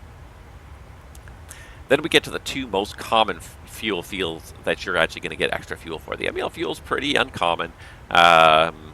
It's not one you're going to see that often, but it happens from time to time. But the two common ones you're almost always going to see on every flight plan, one way or another, is ATC fuel and weather fuel. So these are just two different categories of contingency fuel. Did I really put 10 pounds and 30 pounds? It's supposed to be 10 and like 300. Oh my god. What did it actually give me here? Let's pull out my flight. Let's pull out the flight plan here. And what did we actually get here? Yeah, I literally gave myself 10 pounds of extra ATC fuel and 30 pounds of extra weather fuel. Oh my god. Oh, that's funny. I meant for that to be like 100 and 300. Oh no, I think I wanted that. No, that was supposed to be minutes is what that was. Oh, that was supposed to be minutes and it switched to pounds. Was how I wanted it to be. Ah, shoot. Well, we're not going to have a whole lot of extra gas now. 40 pounds of extra fuel did not add to much in a 737. Oh man. Yeah, I want to do that as minutes, not pounds. Anyways, ATC and weather fuel, like I said, are the two most common ones. Basically, this is where your dispatcher is going to dump extra fuel on your flight plan for you to kind of use to either avoid weather, maybe hold because of low weather at your destination, or maybe the departures are a little bit slower. Whatever reason, if they think that weather's going to slow you down at all, they're going to give you some extra fuel for that. Usually, it's done in increments of minutes, not pounds. Ditto for ATC fuel. Basically, it's the same idea as any. These are the two most common causes of extra fuel burn on flights. Is either you're burning extra fuel because you're going around weather, the weather is worse than forecast, the winds are worse than forecast, all that kind of stuff. Maybe you have to go around the thunderstorms. ATC fuel is for just that. It's just ATC related delays. So if I mean that's kind of a catch-all. It's not always an ATC's fault. If an airport is overloaded, is saturated, and aircraft are being slowed down to lower speeds, approaching it to kind of mitigate the delays and avoid holes, instead we just slow everyone down early. That's what the ATC fuel is for. So these will be the two ones that your dispatcher will usually always give you extra fuel for, and it'll be usually on the order of 5 to 10 minutes each, and maybe more. If you're going somewhere where the destination is pretty bad, like I wanted to give myself 30 minutes of extra fuel in Anchorage because the weather's not great in Anchorage today. It's not bad right now, but there's a chance of scattered at 300 and 3 miles in mist this morning, and even after that it's going to be raining. So I kind of looked at it and said, let's take some extra weather fuel. So if the weather goes down and we're everyone has to shoot a full-on instrument approach, there's space in the aircraft a little farther on final, we've got some extra fuel to hold before we have to go to our alternate now. Doesn't look like that's the case today because I botched this here and I had it in pounds instead of minutes.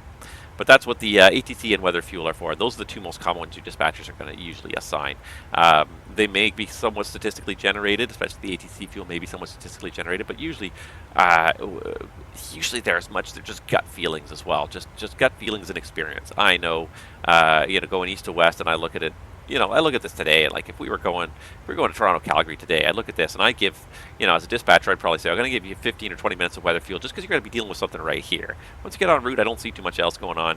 ATC, I might give you 10 minutes as well, just because Toronto often is a little slower, and you kind of, you kind of talk about them. And most airlines have a rule that if there's any fuel in these two categories, because they're very general, broad categories, and there's any number of reasons a dispatcher might give you fuel for these, the dispatcher is supposed to put in their remarks section why they gave you that specific fuel. You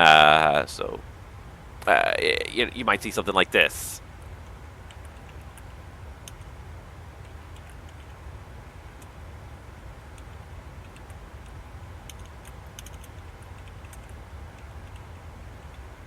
So you might see something like that. ATC fuel is for the Seattle departure, where it might be busy. You might be in lineup for 10 or 15 minutes. So that's what the ATC fuel is kind of planned on. The weather fuel is basically because of the IFR conditions in Anchorage, just to mitigate any delays. Delays there, maybe allow you to hold and allow the weather to improve a little bit. But anytime they give you these things, they should usually break it down in the remarks as to why they gave you these things, just so you can kind of plan on it and say, yeah, okay, I see why that fuel's there. I'm gonna. At the end of the day, you use the fuel for whatever you need, but if they give you 20 minutes of weather fuel just to depart Toronto, and you use all that 20 minutes of weather fuel to depart Toronto, and then you start running into more weather on the way, it's like, well, now I don't have much left. If I had 10 minutes of extra fuel for arrival in Calgary, because of expected ATC delays, do I think that's going to actually happen? Can I burn that fuel early? So it's good to kind of know what that fuel is allocated for, and save it for that purpose if you can. If you have to burn it early on, do it. You just don't want to be running out of fuel by burning it all too soon. If they're giving you all this fuel if you look at today, like I'm getting all this fuel here for the weather fuel for the Anchorage arrival, and if I burn all that weather fuel before I even depart Seattle because there was a disabled aircraft on the taxiway and we were all holding for like an extra 30 minutes, I may want to look at getting fueled again, or at least certainly talk it over with the dispatcher. Say, how comfortable do you feel with the amount of fuel we got left? Do you think it's reasonable for us to depart? Should we take some extra fuel? Should we plan a diversion? These are the kind of things you need. And the dispatcher's there to help you. The FO's there to help you as well. You can bounce ideas off them. How comfortable do they feel with everything going on? But the dispatcher's there as well. And before you even depart, it's a co-dispatch at every airline. So the dispatcher has as much authority as the captain in terms of saying, yeah, no, we're gonna load more fuel. We're unhappy with this.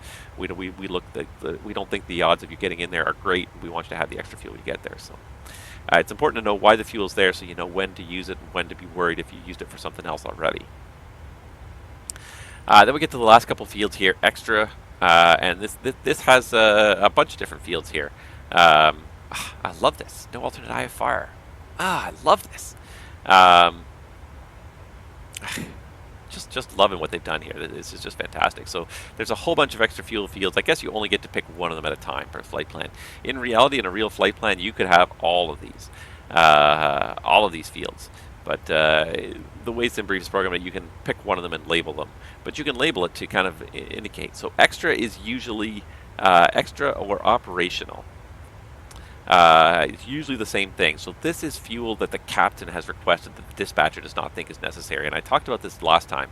But basically it's a cop-out by the dispatcher. Airlines look at these things. They say, no, safety is number one all the time. Like safety is absolutely the top of our priority list all the time. We never skimp on safety. However, we also don't want to be wasting fuel, carrying around lots of extra fuel. So they will analyze these things and say, hey, how are our dispatchers performing? Is anybody way off from the average? Because again, and it could be that you've had some bad days and whatnot, and they're not going to necessarily fire anybody because they say, hey, you're off the average a little bit, but it may be a tool just to look at and say, hey, this person always packs on a lot of extra fuel. Maybe they need to have a chat with the chief dispatcher and say, why do they not feel comfortable about using the same amount of fuel as everybody else? Or maybe some people are way under and they get complained about by the pilots. They're like, yeah, you never plan any extra fuel. You're going to Newark with a bare minimum all the time. Like, you're going to cause diversions. So maybe they may even go the other way. So all these fuels, you know, will kind of be averaged, and look at the average ATC and weather fuel and say, yeah, no, that city seems pretty reasonable. The extra fuel or the operational fuel, this is the fuel that the captain requests. So the dispatcher is just bailing on this and saying, this is just the captain requesting this. This doesn't go in the dispatcher statistics ever. This basically is the captain wanted it, the captain got it. I didn't think it was necessary, but he wanted, so he got it anyways. That's basically the cop-out of the operational or extra fuel. I love that you can have like a default value for this too. Oh, it's wonderful. But yeah, so that way the dispatcher will never be evaluated on how much extra fuel they put in there, because they say this is the fuel that the captain asked for, over against my objection, because if the captain and the dispatcher agree, chances are the dispatcher will revise the flight plan and pop it into one of these other fields. Yeah, I see the weather stats looking worse, and increase your weather fuel to 45 minutes. If they agree, it'll usually go in there. If they disagree and the dispatcher doesn't think it was necessary, then it goes under here.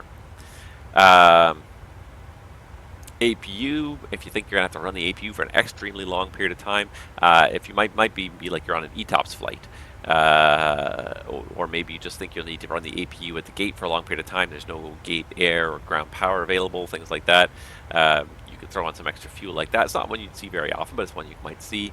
Holding, again, is kind of like, if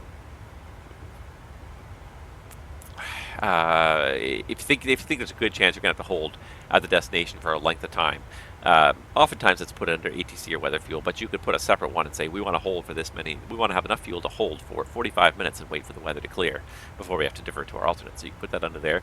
The one that you might see not quite often, but the one that you will see, and it is a little bit more fixed, is the no alternate IFR, and this is basically if you're going no alternate IFR, you're going to your destination, and the plan is that you're going to land at your destination with the reserve 30-minute fuel, and that's it. No additional. You'll get your contingency fuel, your reserve fuel, and your burn fuel, and then whatever extra fuel the dispatcher might throw on there. But the basic plan is that you're going to land at your destination. There is no alternate. There is no fuel to go to the alternate. However, in order for that to be legal, what airlines are required to do is provide enough fuel to do a second approach, because the weather may be good, but you may still have to do a go-around. You don't want to be into your reserve fuel the moment you do a go-around at your destination, because the airplane ahead of you didn't get off the runway fast enough, or maybe the approach was unstabilized and you did decide to go, you elected to do go-around because the approach was not stable. Those are all fine reasons to do go-around. It could happen on the nicest day of all. It just might have been just bad luck, just the way everything worked out. So no alternate IFR field will usually be enough fuel for you to do a second approach, and most of the time it's going to be something along the lines of 12 minutes. That's enough fuel for you to do a go-around, level off, go back on the downwind, get vectored back to final again, and come back in without burning into your final reserve fuel and declaring a fuel emergency. So this is a legal requirement. If you're going to do no alternate IFR, you have to have enough fuel to do your second approach. Under normal circumstances, if you make it to your destination, you shoot the approach, and you do a go-around. If it was weather-related and you don't think you're going to get in, you go to your alternate, you burn your alternate fuel there. If you think that if it wasn't weather-related, you think it's fine, and you think we're not going to need to go to the alternate, you can burn that alternate fuel to do your second approach. But because there's no alternate fuel to do a second approach, the no alternate IFR field will be added to any no alternate IFR flight plans. All right, the last field we got down here is just tankering. Tankering is just fuel that you don't even need to do this flight, but you're hauling it around so that you don't have to fuel up elsewhere, or buy as much fuel elsewhere. So airlines, if you look at the price of fuel at various airports across any country, and certainly around the world, the cost of fuel varies greatly from one place to another. The cost of fuel in Europe will generally be quite a bit higher than in North America. In North America, depending on where you go, fuel will be quite cheap in some jurisdictions, quite expensive in other jurisdictions. A lot of times, taxes will be applied at the state level or the provincial level. There's usually a federal fuel tax, but there's often an additional tax at the state or federal level. So, if you fly to the states with the higher taxes, if you can avoid buying fuel at the states that have higher taxes, you can certainly save your company a lot of money. So that's what the tankering fuel is for. We're hauling around extra fuel so that we don't have to buy fuel somewhere where it's more expensive. The other use for tankering fuel is avoiding loading fuel at airports where either there's a fuel shortage or maybe there's just a time shortage. So, you're flying to somewhere that's you're flying to somewhere that's pretty remote, then maybe they have a fuel shortage, they don't have enough fuel to fill your airplane, you're going to bring in the fuel for the return flight with you. That's tankering. Maybe you just need to turn around in a hurry. You're going to some small airport, offloading 20 or 30 people. You want to turn around in a hurry. You don't want to load the extra fuel there. You can tanker it in. So tankering is fuel you're bringing with you so that you don't have to fuel, or so that you fuel less. I think in Canada we often tanker fuel out of Alberta. So whenever you're in Calgary or Edmonton, you'll often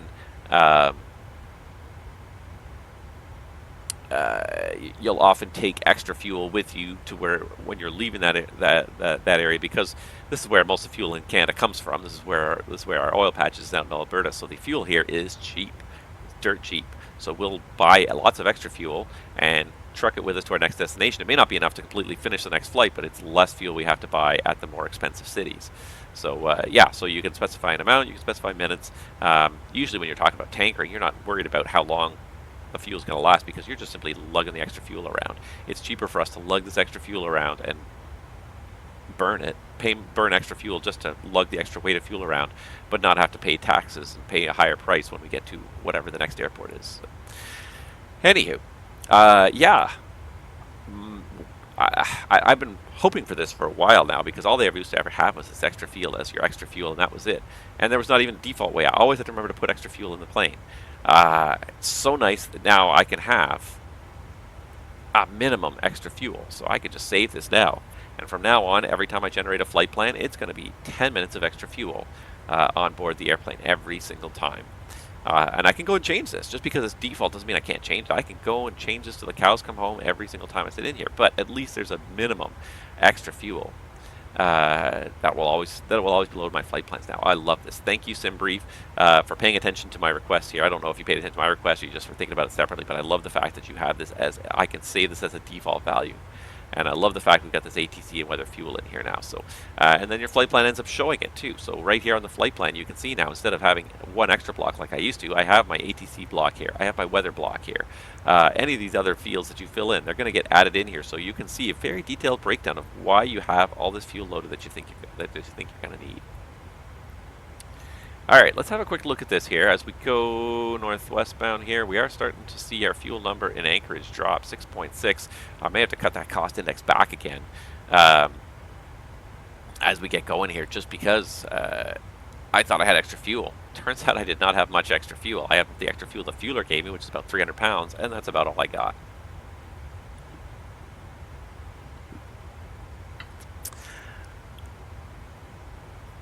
Anyways. Malix, good morning. Welcome to the stream. I hope I didn't bore you guys too much with that, but yeah, I thought that was great. The fact that they finally done that. All right, looks like our center tank is just about empty. The left side has run dry, so we'll go ahead and turn off the left pump. The right pump's going to go off in a second as well here. Well, I'm so happy that they did that.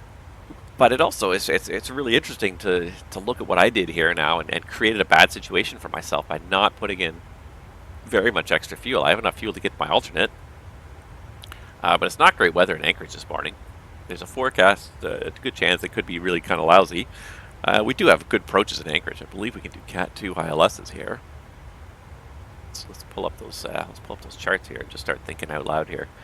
I am a little disappointed with myself that I made that error, that I put 10 pounds and 30 pounds instead of 10 minutes and 30 minutes, which is what I originally planned. Is what I was thinking as I did it, and I made that error. And I feel like a bit of a fool for doing it, but well, sometimes we make mistakes, and we're all human beings. We all make mistakes. I should have looked at it more carefully before we left to see what was going on there. All right. Anyway, let's see here. Approaches. I would think we should be able to do Cat 2s at least into Anchorage. Yeah. There's a Cat 2. So that's going to take us down to about 100 feet. Yeah. Special authorization Cat 2 ILS. Rad Alt 108 feet, so yeah, so it would have to get pretty bad.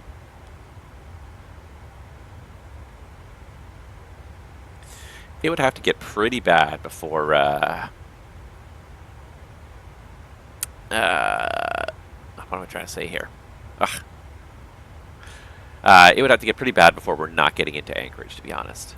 So I'm fairly optimistic, but I don't, and I hate to do that. I'm trying to reassure myself a little bit, but at the same time, like I kind of hate to do that a little bit. I hate to make the decision now, because then you end up with that confirmation, not that confirmation bias, but the plan completion bias. So I am very convinced that I have to finish the plan the way I've planned it, because I don't have any other plan.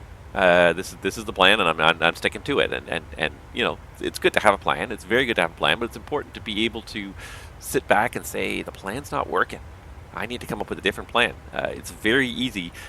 Once you make a plan, it's very easy to carry on with the existing plan, even in the face of bad information, bad news about what you're doing. It's very easy to just continue carrying forward and say, you know what, it's going to be fine.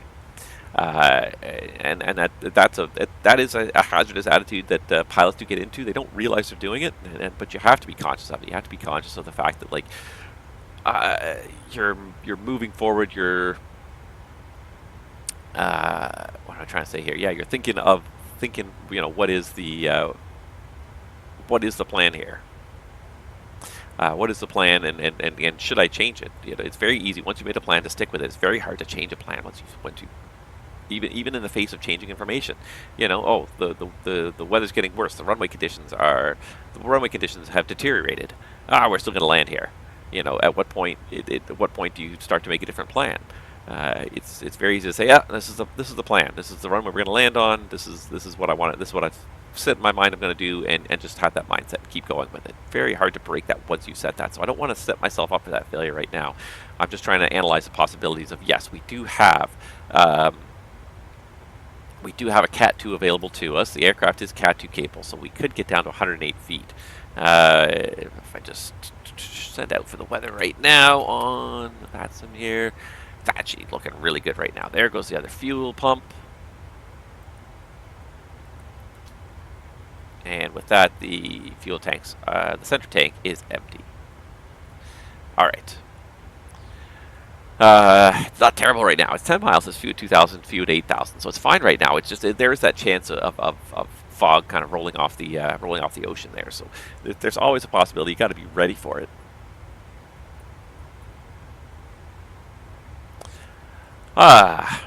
Anywho, what else can we talk about here as we cruise along here? Because there's so much to talk about, and we really have not. Like I said, I've just been blown away by the amount of kind of news that's been released in the last little while here. July was very kind of dead in the flight sim world. Not much happened. There were some airport releases here and there and a few aircraft, but for the most part there was nothing terribly dramatic, nothing terribly shocking in that. But then, I think probably one of the biggest announcements, at least as far as I'm concerned, and the one that probably makes me the most, has me the most excited, is the release of, finally, of the update to the Fenix A320. So the Fenix A320 for the last almost year now, they've been toiling away at improving the A320, rewriting it almost, not completely, but rewriting it in large part to improve performance, to bring more of the performance into the sim. Because one of the things about Microsoft Flight Simulator that makes it a really good sim is it's very good at adapting to your computer and really kind of maxing out your computer. So you can kind of play with the settings a little bit, but even when you tweak the settings, I find that it tends to find the optimal amount of sharing between the CPU and GPU based on your particular system to try and really render the best results, and it is quite successful. For a complicated aircraft, and I do not have a great video card. It does a very good job of kind of balancing. I have a pretty high-end CPU. I just need to replace the GPU at some point, but it does a good job of balancing the performance of both those systems out. So I really like the way Microsoft Flight Simulator does that, and I like when the developers take advantage of that. So Fenix's problem back in the day was that they wanted to do so much with their 320 that they couldn't do it all within the parameters of Microsoft Flight Simulator. So what they did was they rendered all their displays externally using external software. So they had a second process. They had a process that was running outside the sim that would render the graphics for the displays along with processing various other pieces of information and then transmit that into the sim. The trouble with that is that because it was running outside the sim, it wasn't being managed by the simulator, and as a result, it often ended up taxing my CPU very close to its limits. It was flyable, but there was not a lot of spare CPU capacity left. Where this becomes a problem for me is because as a streamer, I want to use some of my CPU capacity some of the time, not every day, but some of the time, to stream for you guys to enjoy the flying. I never really tried it with the Fenix 320, but I was very fearful of it because even without running the streaming software, if I was trying to run almost anything else external to Microsoft Flight Simulator while I was using the Fenix systems were using like 10% or 15% of my CPU.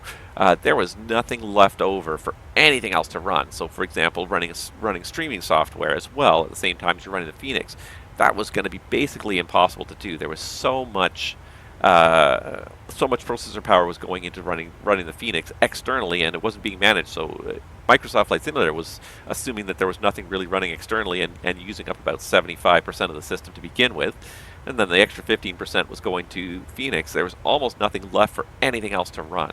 And there's always, Windows services and things like that running, so you've got to leave some overhead for that. So for me to be able to run the Fenix and stream at the same time, I just didn't think it was going to be feasible. I figured it was going to be, just going to be too slow. You're never going to get a nice frame rate out of it.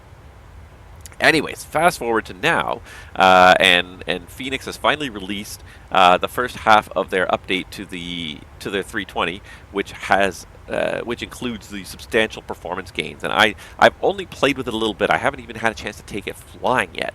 I've loaded it into the sim and just done just a little bit of just playing with it, firing up the systems a little bit, looking around, just trying to sort of overtax the sim, overtax the computer. And so far, I've been very impressed. Everything seems to run within the sim. That the external processes for the Fenix, wow, the external processes for the Fenix don't seem to be using up nearly as much resources as they were. We're now on the order of a couple percent, if even that, not 15% of the processor power. Lots of surplus processor power is now being left over for me to potentially stream. So, yeah. I'm super excited about that. First of all, the ability to stream the A320 to you guys. I think that's going to be great. I'm going to enjoy that. I think you're all going to enjoy that as well. It's going to give us a chance to fly for some different airlines. And then the other half of that announcement too. So Fenix made two announcements. I think it was 2 weeks ago, last week, whenever, just before whenever I last streamed. They also announced that before the end of the year, they are planning to release the 319 and 321 as a upgrade package for the 320. I think it's going to be another 40. I think it's going to be another 40 pounds or something. So it's not cheap, but I'm super excited. The 321 is by far my favorite variant of the 320 family. She's a big beast. She's a hog. She doesn't go anywhere very fast, but the nice thing is on approach, she also doesn't get displaced very quickly. You get little gusts of wind. They just go sailing right by the 321. You don't even notice it. It's a nice, stable machine, very stable platform. It takes quite a lot of intentional motion to get it changing direction, which is kind of nice. It just kind of moves along a nice, flat, smooth way. So I really enjoy flying the 321. I certainly hope they've tweaked it well in the sim because that is my favorite variant of the 320 family. And I look forward to flying that. And the fact that they are going to bring it out so quickly after bringing out this revision is just, I think that's fantastic. So the other thing is that there's going to be a second revision to a second update to the 320 that's going to be released sometime next month. They weren't quite done with it, but they wanted to get the performance gains out here because they were just so happy with them. So they got the performance gains out just the other day. I think it was like 2 or 3 days ago, and I downloaded it now, and it's all installed and ready to go if I ever have the time. The other half is going to be more visual updates. There's some other stuff in there. Do I have Discord? I do have Discord. I do have a Discord. I don't really use it very much. I'm not a big fan of Discord. I've never liked it very much. I find it to be a very chaotic, cluttered interface. It suffers from, I think Discord more than anything suffers a lot from feature creep too. It just they've slowly added more and more stuff onto it. It's like it's great individually when you say, hey, look, great, all these features, wonderful, lovely. But then when you start going to use it, there's so many features now. It's such a cluttered interface. I really don't like it as a piece of software, as a user interface. It's horrible to use. Extremely cluttered, disorganized, chaotic. Yeah, and just the way the whole conversations flow in it. It's unless you are involved in a conversation 24/7 on Discord, you spend so much time scrolling back to try and read stuff. I find as a as a real-time chat window, it's fine. Like I said, but if you're not there all the time, reading it all the time, you quickly fall so far behind. It's not a very good way to present information to intermittent viewers. For the most part, I find it's very, the case in point, everyone seems to like it, and so all the VATSIM organizations that I'm a part of, all the ATC divisions that I'm a part of, they all have their own Discord. And they've all got their information in it. They've got conversations, and they've got announcements, and they've got all this stuff. But I find it's one of those things where it's very hard to go through there and find specific information when you're looking for it. That's what I really find frustrating about Discord. It's kind of fun to go in there and have real-time conversations and whatnot. But when you're trying to go and research information and find out about changes and updates in the past, trying to scroll back and find particular things that have been discussed is very frustrating, very tedious. It's very, like I said, very disorganized and chaotic. To me, it strikes me as like a forum where all the topics are in one continuous stream, and so it's so hard to kind of keep track of who's talking about what where. So I've never been a big fan of Discord. Everyone's got into it. It's all anybody wants to use, and I get it. I think I kind of get it because there are a lot of features. It tends to be very kind of user friendly from an administrative standpoint. You can kind of create these nice spaces, and everyone can kind of talk about certain things and different things. There's a lot of inbuilt features, like you can just upload images, drop images directly into the conversation rather than having to create an Imgur account and post a link and whatnot. It is easier to use than a forum, but it's just so much harder to wade through. That's what I find. It's so hard to wade through to try and find what you're looking for in a Discord. Real time, it's great. Outside of that, I hate trying to get through, find any information in there. The nice thing about forums is you can put stuff in there, you can stick it, it's right where you need it. But I find that in Discord, it's just not organized. It's never organized, and you can never find the information you're looking for easily. It's very tough to find information in Discord. So, and ironically, I do have a Discord server for my channel, and I use it just to sort of post potential stream times, because I find it's one of the few social media outlets that I'm actually on. I've given up on Facebook altogether. I was never a big Twitter fan. I kind of stayed out of Twitter. I never had an account for Twitter because it's one of those things, again, I looked at it and if I'd known what Twitter was going to evolve into, potentially, I might have seen some use to it. And the place where I see use to it is just in announcing things and in making small announcements.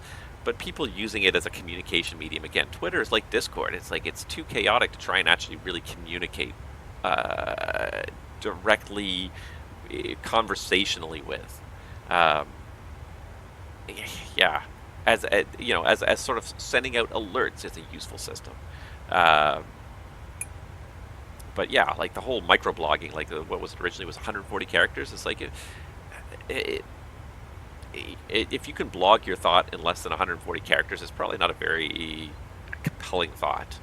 I mean, there's something to be said for kind of brevity, but 140 characters, that's like a sentence. You can't really have a real cohesive blog in one sentence or two sentences. I kind of looked at it in the beginning. I was like, this is I kind of looked at it and thought, this is the dumbing down of the internet even more. I used to have a blog, and I used to kind of write stuff, and I'd write several paragraphs at a time, and we'd have it would be like an article. It would be something you could read. It would have a beginning, a middle, and end, a purpose, and a purpose and some supporting evidence. But with Twitter and the likes of Twitter, supporting evidence is tossed by the wayside because 140 character limit there's nothing there. There's no substance to it. It's all fluff and just attention grabbing leading sentences without any follow through. So yeah. Anyways, I never was a big fan of Twitter. Don't have a Twitter account. Don't want to. Want to even less now. It's funny because now, and I look at what's happened to Twitter in the last 3 to 6 months, and it's funny how I look at it now and I say, wow, as much as I was not a big fan of it, it was not a half bad system before. Boy, it's gotten worse now. Now it's filled with trolls. There's no revenue, so they're just charging people to get onto it. It's crazy to look at how much Elon Musk has just completely destroyed that network. And the only reason it hasn't been given up even more is just because it became almost like a public utility. There was no serious alternative to it the way it functions. Meta tried to sort of create something as an alternative, and then that did not go very well. I think their user base is down 80% from the original first week of launch. It's not something you build up overnight, and it's not something that's going to vanish overnight, but I think you're going to find more and more people are just going to start stepping away from it because they're going to just start saying, hey, it's not worth what they're charging to try and be a member, and you can't you're limited in how much you can read and view if you're not a member. It's I look at some of these things that they've done, the steps they've taken, and I'm just this is some of the silliest stuff I've ever seen.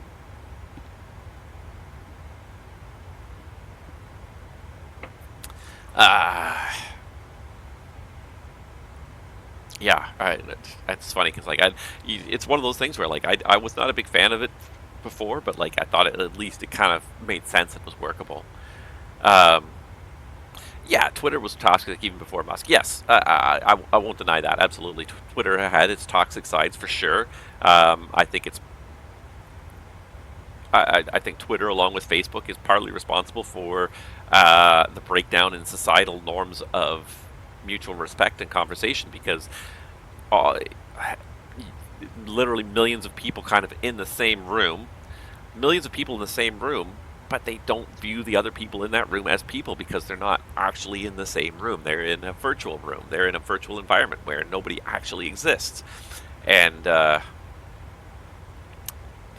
yeah, I think that's a big part of the problem with the internet. It's fantastic the way we can link the world and people can communicate quickly across to other people on the far side of the world. But the problem with it is people forget that that the people on the other side of those computers are also humans that deserve to be treated with respect, even if you disagree with them.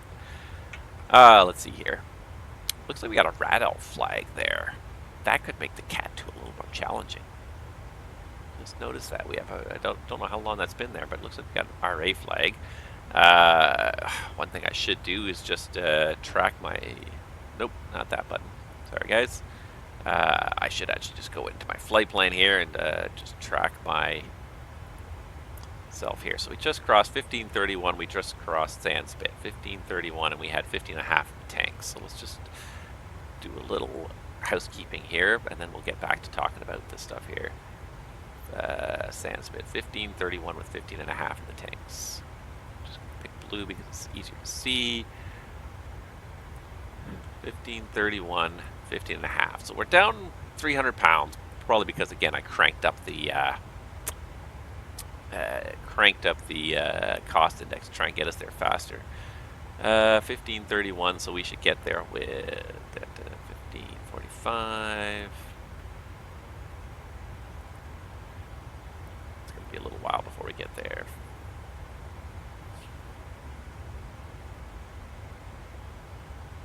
$16.08, 16.40.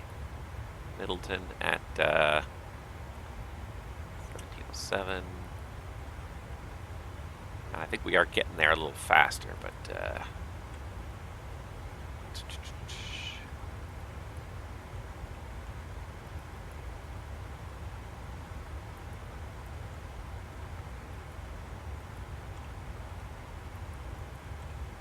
1741, yeah. Don't think it's gonna be 1741 by the time we get there. I should have started the stream a little earlier. I do have stuff to do today, even the fact that it's raining. I do have some stuff I want to get done today that I might not have time for. All right, anyway, so now that we've done that, let's pull out the QRH and see what happens for our A flag here. So I got my QRH here. Let's have a look and see. Am I in alphabetical index? I don't see RA.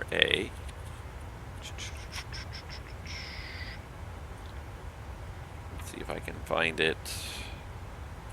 General air systems, anti-ice and rain, automatic flight. No, not really. Communications, electrical, engines, APU, fire protection, flight controls, flight instruments displays. No, I don't see RA on here. Flight management navigation would be the other place I'd look for RA, and I don't see it on here either. So I don't think we actually even have a QRH checklist for this. I think it is literally just info only. Deal with it. You will not have a RAD flag on this side. Not much of a problem, really, at the end of the day. Pretty sure, based on the fact that I have only one, and I should know this, but I'm not 100% trained on the 737, but usually most of these aircraft will have dual RAD-ALTs, so the fact that I don't have a RAD-ALT flag on the FO side means that he probably will have a RAD-ALT readout. Yeah, so he will. So the place where this becomes an issue, there's a couple things that the RAD. Well, there's lots of things the RAD-ALT feeds into, but some of the ones that are a little bit more critical, usually potentially GPWS. And usually the RAD-ALT that feeds into most of these systems is the captain side RAD-ALT. So GPWS feeds the RAD-ALT, is fed by the RAD-ALT. TCAS is fed by the RAD-ALT, and as well, of course, if we were planning on doing a Cat 2, we would need RAD-ALT readouts. I'm not 100% sure if the GPWS, the TCAS, those systems will pick up on the fact that the RAD-ALT on this side has failed and feed off the second side, or if they'll just give up.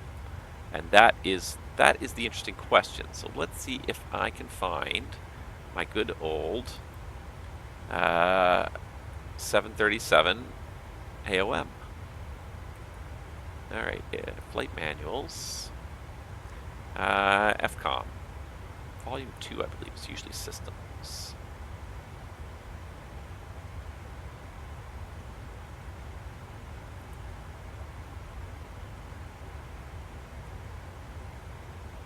And I'm pretty sure I don't even have bookmarks for this, right? There's no bookmarks for this. No, there's no bookmark structure for this. Okay.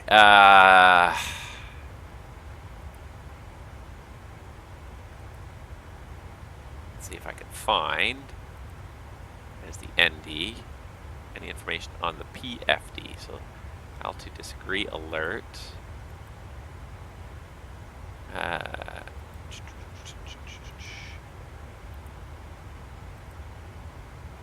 The other thing I could do is just search for radar altimeter. If I can spell radar altimeter, then I can find it.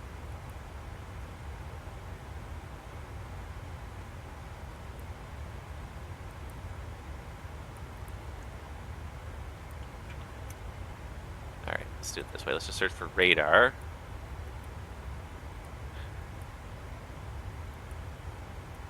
We are going to find a lot of other turns here. Am I going in circles yet?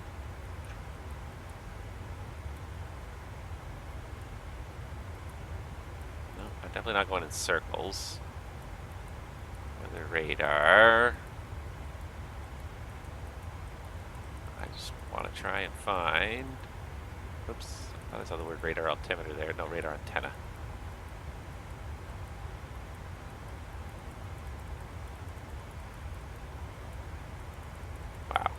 Okay, radar, radar, radar, radar.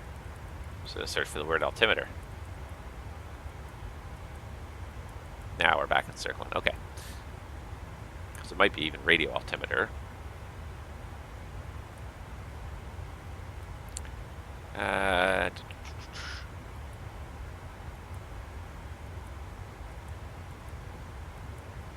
Altimeter. This is what you do. You go and you look it up. Standby altimeter. Standby altimeter.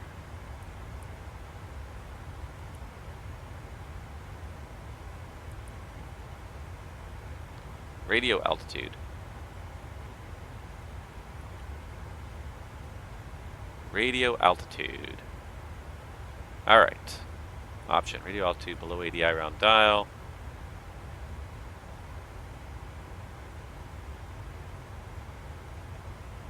Okay, so let's just search.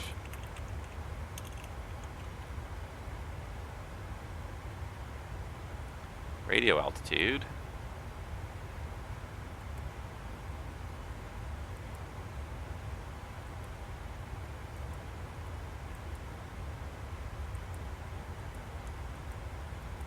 Hey, sometimes just finding information.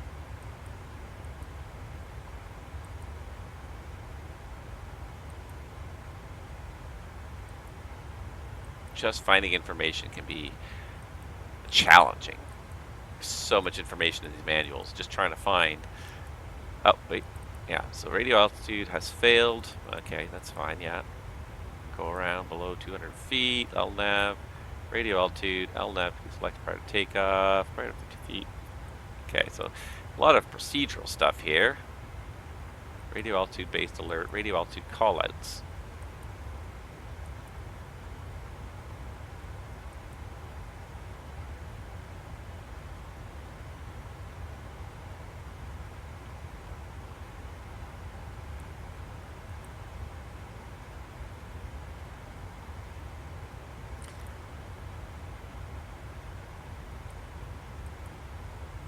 Now we're at GPWS.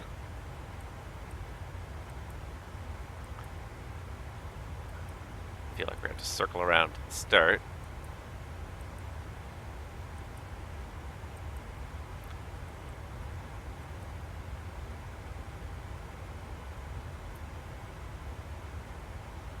Two independent radio altimeters provide radio altitude to the respective FCCs. With a radio altimeter inoperative, the autopilot will disconnect 2 seconds after low glide slope capture. May have to hand fly this. Good to know.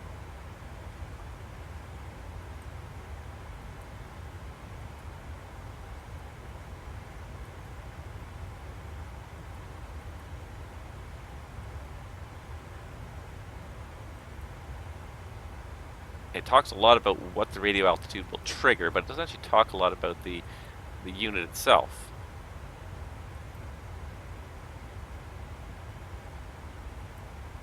But it feeds into a lot of different a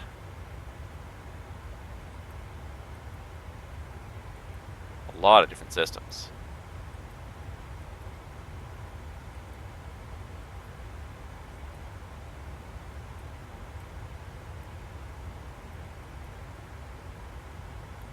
All right. Yeah, it doesn't say much about what to do though. No, I don't think it's going to tell me too much. I think I'm kind of on my own on this one.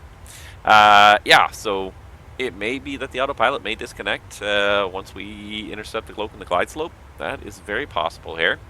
Yeah, I can't find a whole lot of information about the system itself. A lot of information about what it feeds into, but not a lot of information about how the system itself, the architecture, the RADALT system itself, which the system itself is simple enough to understand, but the kind of architecture I'm looking for is what is the failure mode? If one RADALT fails and the other is still functioning, do I lose functionality if it's the captain's RADALT that has failed? Does all the functionality continue as long as I can get a feed from the FO's side? You know, can I only use the FO's autopilot? Like, yeah, there's lots of stuff here that is just not really being answered, and it's a little frustrating. Anyways, yeah, Yeah, still quite a ways to Anchorage, but we're getting there. Another 2 hours to go still, I think, isn't it? Yeah, a little under 2 hours. Hour and 40 minutes to go still here. It's a long way to go to Anchorage. But it looks like we did get our failure. And yeah, at this point, I don't see too much. So at this point, I would just send an ACARS message over to the mechanics in our operations department and just say, hey, this is what happened. Though our rad alt failed, so you may have to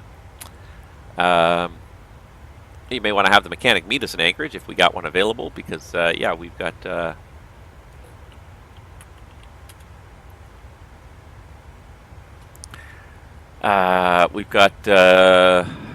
yeah, we got an issue with our rattle, and we're going to need to snag it and potentially defer it. So this might be the other thing that may, and the keyword is may, I was just trying to find, but nothing's loading for me here.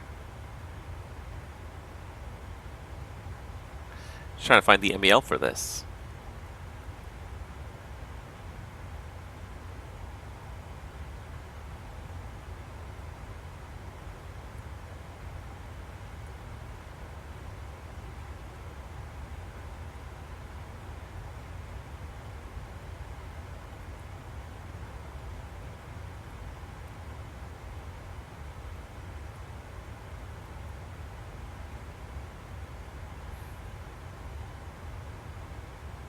Oh, Jesus Christ.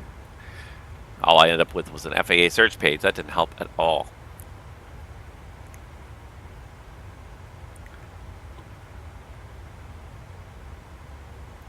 Okay, let's try this again here, because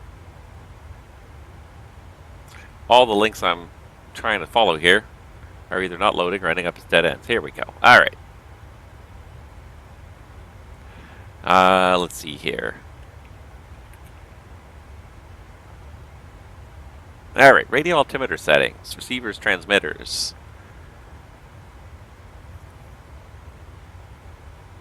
So 0 required. Maybe an operative deactivated provided approach minimums or operating procedures not required. It's used. Associated autopilot is not used for approach and landing. Aha! Auto throttle is not used for approach and landing, and repairs are made within 2 flight days.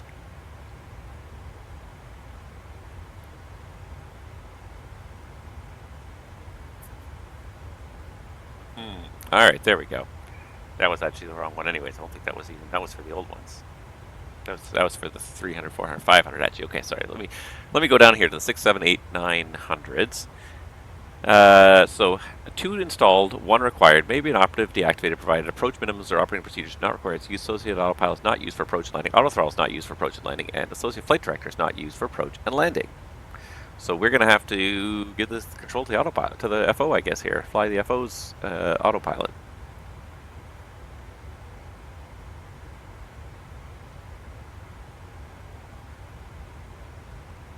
Main operative.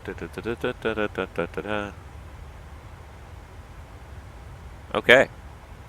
All right. So, based on that little tidbit of knowledge from the MEL, because the FCOM itself was not very helpful here.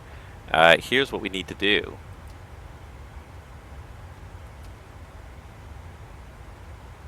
We need to turn off the flight directors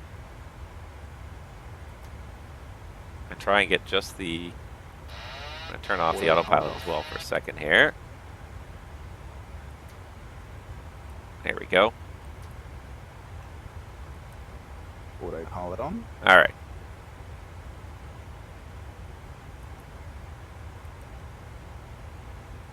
All right, so now the FO's flight director is the master flight director. We're flying on Command B. We're back into FMC speed, LNAV, VNAV pass. So everything's back the way it should be, but now we've transferred control to the FO's flight director and the FO's autopilot, so that we should still be able to fly the approach successfully here. The other thing I'm not sure of is I'm not sure if we'll get the auto callouts or not. A lot of the GPWS-based functions, which includes the auto callouts 50, 40, 30, 20, 10, a lot of that stuff is based on the RAD-ELT, and it's often based on the captain's RAD-ELT. So I'm not sure if the 737 it has the redundancy where it will it will work off the right side or not. Oh, this is interesting now. The Radalt is one of those like innocuous little failures too. You don't think too much about it. It's like, oh, you know, the radio altimeter. It's a useful piece of information. It tells you some useful stuff, but it's not one of those major systems that's glamorous and big, and everyone like, ooh, when that fails, we're in real trouble here. The Radalt's very innocuous, but just from that search through the FCOM, you can see that the Radalt the data from the Radalt goes to many systems, and that's where it becomes a bit of a problem. There's lots of stuff in there that is not that's going to be impacted by that. Anything that needs to know how high we are above the ground, so all sorts of stuff. The TCAS system, it goes to TA only when you're below 800 feet automatically. It's not going to know when we're below 800 feet AGL because we don't have a Radalt. All those GPWS callouts and a lot of the GPWS functions are based on radio altimeter. Without the radio altimeter, a lot of that stuff's not going to work. All sorts of stuff that stops working when the radio altimeter does not get its information. And yeah, the Airbus is a bit of an interesting one, and there's a really interesting. This is one of the gotchas on the Airbus, on the A320 family. It's a real gotcha because it's not well publicized. It's not well. It's not that it's not well published, but it's big. But it is. It's one of those things, you know, just a little tiny note in the corner, just a small little note, nothing too big, but it's super important. If you have a double Radalt failure in the A320, if you lose both radar altimeters in the A320, you cannot do a low glide slope approach. You can't fly an ILS without dual Radalts. Period. And it's one of those things that, for all the master of technology that the A320 is, and telling you what's going on in the airplane and what it's doing now, this is one of those things it doesn't tell you. When you get a double Radalt failure, you'll get some messages on the ECAM, you'll get some stuff pop up, you'll go run through it all, you'll look at the status page, and the status page will say, like, I think it says Cat 1, I think it says Cat 2 and up, which implies you can do a Cat 1 approach, when in fact you cannot. But it never says that. It never says that it's one of those few things where the Airbus doesn't tell you the full story. Most of the time, it's very good at telling you the story. It'll tell you what's failed and what are the implications. It'll tell you what categories of approach you can still do. But this is one of those times where it's completely out to lunch. It doesn't tell you the fact you can't even do Cat 1 ILSs, that you're stuck with doing non-precision approaches without the radar altimeter. It's such a critical system in modern avionics.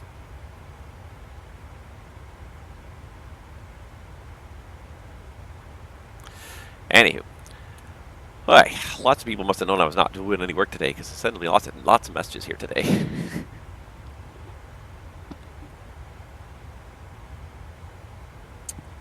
Let's see. I'm trying to think what other announcements happened recently, because that Fenix one just really, to me, overshadowed everything else. That was the one that, like, I was just super stoked about, was this update to the Fenix. And yeah, like, I'm thinking about this now because, like, yeah, we are on the last couple legs here. After this leg, we just have to fly from Anchorage back to Seattle, and that is the end of this season of A Pilot's Life. So what else? What are we going to do next? I think I've had enough fun with Alaska.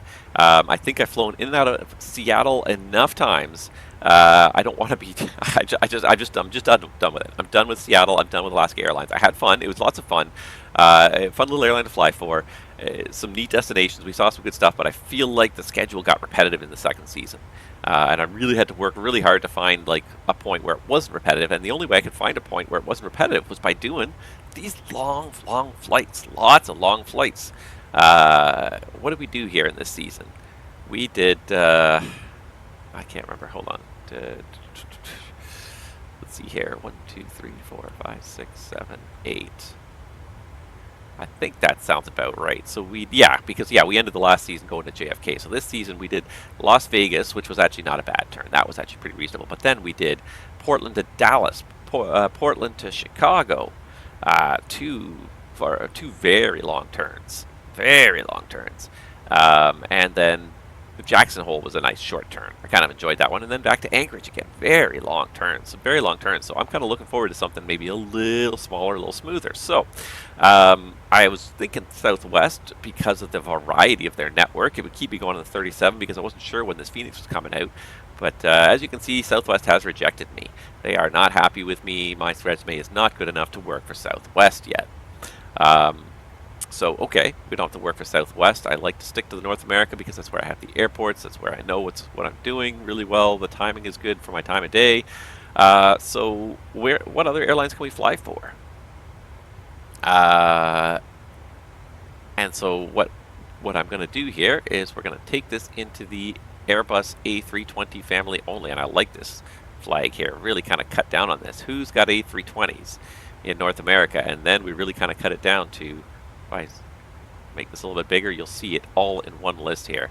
Air Canada Rouge, Air Transat, Alaska Airlines, Allegiant, American, Aruba, Avianca El Salvador, Delta Airlines, Frontier, Griffin, Hawaiian, JetBlue, Lynx, Spirit, United, Viva Aerobus, Volaris Costa Rica, and World Atlantic Airlines. So not a whole lot of A320 operators. Why is... Yeah, Delta's on here. Yeah, I was going to say it. Why is Delta not on here? But no, Delta is here. A couple of five-star airlines. So you got American, you've got Delta, United, the big three in the U.S. Southwest is not on here, but I think the next biggest one after the big three is JetBlue, which is a four-star airline, and that's the one I was kind of thinking of. I was originally thinking of Frontier because I like their airplanes, and each one's different, but JetBlue is the same. JetBlue, they don't have animals, but they do have, every airplane is a little bit, every airplane is unique in the JetBlue fleet. The tails are all a little bit different, so there's quite a little bit of fun to be had with that. Not as extensive a route network as some other airlines, but back to the U.S. East Coast, I think, more than the West Coast, which I think I'll be happy with. And there's quite a lot of Caribbean flying that could be kind of fun, kind of long and slow and slogging out over the ocean, not doing much, but some Caribbean flying. But up and down the East Coast, domestic, hitting up the major airports, the big hubs: Boston, Newark, Fort Lauderdale, JFK, Los Angeles, LaGuardia, and Orlando. So doing a season based in Boston would probably be kind of fun. I also have Fort Lauderdale scenery. This JFK is a default scenery. Los Angeles default scenery. I have LaGuardia scenery. I had Orlando default scenery. So there's a number of hubs that are very useful. So I think JetBlue could be a very interesting airline to work for. Fly the 320 around for a season. That would be a nice change from what we've been doing. The 737, we've been doing it for a while. I like it. The 737 is fun, but let's change it up. Let's go back to the bus for a little while. Let's fly the bus around for a season or two. And there is quite a large number of destinations. They have quite a large fleet, and quite a large number of destinations here. So I think JetBlue could be a very fun airline to work for. So that was kind of my number one choice as a 320 operator. The other two I was kind of looking at, again, kind of going in the American vein, either Spirit or Frontier. Spirit, 3-star airline, Frontier, 3-star airline, both kind of low-cost carriers, not my favorite. Flying the big yellow banana, I'm not sure if I really want to do that, but again, it's pretty good route networks here. A large number of bases that are very reasonable. Atlanta, DFW, there is new Detroit scenery, so I could pick that up if we really wanted to. Newark, Fort Lauderdale, Houston, Intercontinental, Las Vegas, Los Angeles, Orlando, Miami, Myrtle Beach, and Philadelphia. So it's a little bit of a less extensive route network than JetBlue. But still hitting a lot of the major hubs, a lot of kind of sunny destinations too. So we may end up doing some Caribbean and some Central America flying with Spirit, or Frontier was the other option. But I think JetBlue really is my first choice. I think we could get an interesting variety of flying at JetBlue, I hope. Frontier's got a pretty good route network as well, with, again, some good bases: Atlanta, Cleveland, Denver, DFW, Las Vegas, Orlando, Miami. Philly is one that I don't have, that I have to pick up. Phoenix is one. There's no good scenery for Phoenix yet. Raleigh-Durham, I think there is. Tampa, there is. Cancun and San Juan, Puerto Rico. Those are all sceneries I have. So there's a lot of good bases, sceneries I have. Again, a fairly decent coverage route network. I would hope that we're not going to hit the same airports again and again and again and again and again.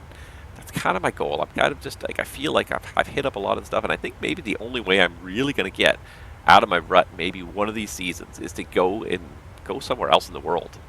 Go fly Europe for a little while with 320. Go do Ryanair or something. I feel like that might be the only way to really truly get out of my rut. It's funny how Delta Airlines is listed as a European airline.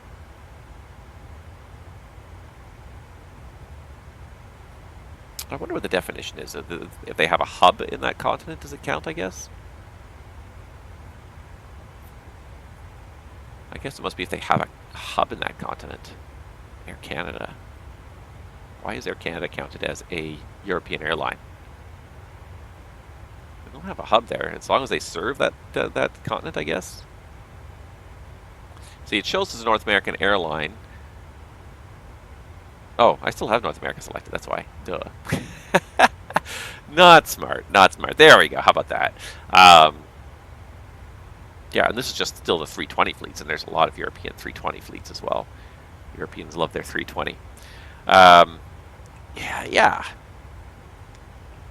Maybe it's time to really break out of my rut and go to Europe. I feel like I have just about killed off North America. It's been a long time. I've done a lot of things in North America, done a lot of seasons in North America. I feel like I might have killed it off finally. Here comes that headwind, 102 knots. Oh, that hurts. I wonder if we can go down and find a lower headwind. Let's check here. What am I trying to do here? So let's go back to SimBrief here. Alright, so we're somewhere about here. Yeah, we're just starting to get into the major headwind here at 36. It's definitely going to be lower at 30. I'm going to burn a little bit more gas, though. That's my only trouble. It's not that much of a drop.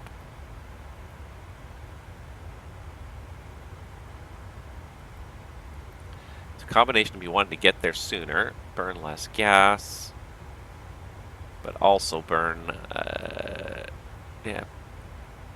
I'm willing to burn a little more gas to get there sooner.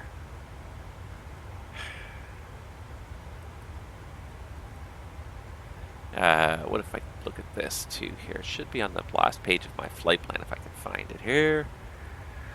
Just having this debate over what's going to get me a lower wind here. All right, let's have a look at this.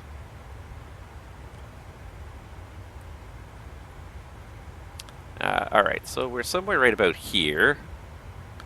Looks like the winds are actually higher down at 34. So at 36, we actually have less wind. If we could even get up to 38, we might even get less.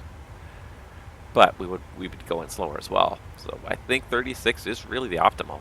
I feel like I'm just sort of struggling against it, but I feel like 36 is the optimal. I feel like we might want to start down early and go down to like 30 as we pass like Snout and avoid 40 knots of headwind. I feel like once we get to Snout, we might drop down to 30. But I feel like for now, the difference here is not enough. When we get down here, we get towards past Snout, we'll think about dropping down to 30. But we're definitely not there yet. Just trying to sort of strategize here. I don't want to waste fuel. You can see our destination scrolled on the max range view there. Not much to look at out here, though. It's a bit of a cloudy day out over the Pacific. At least it's been nice and smooth, though. Can't complain about the rides. It's been a nice, smooth ride. Oh,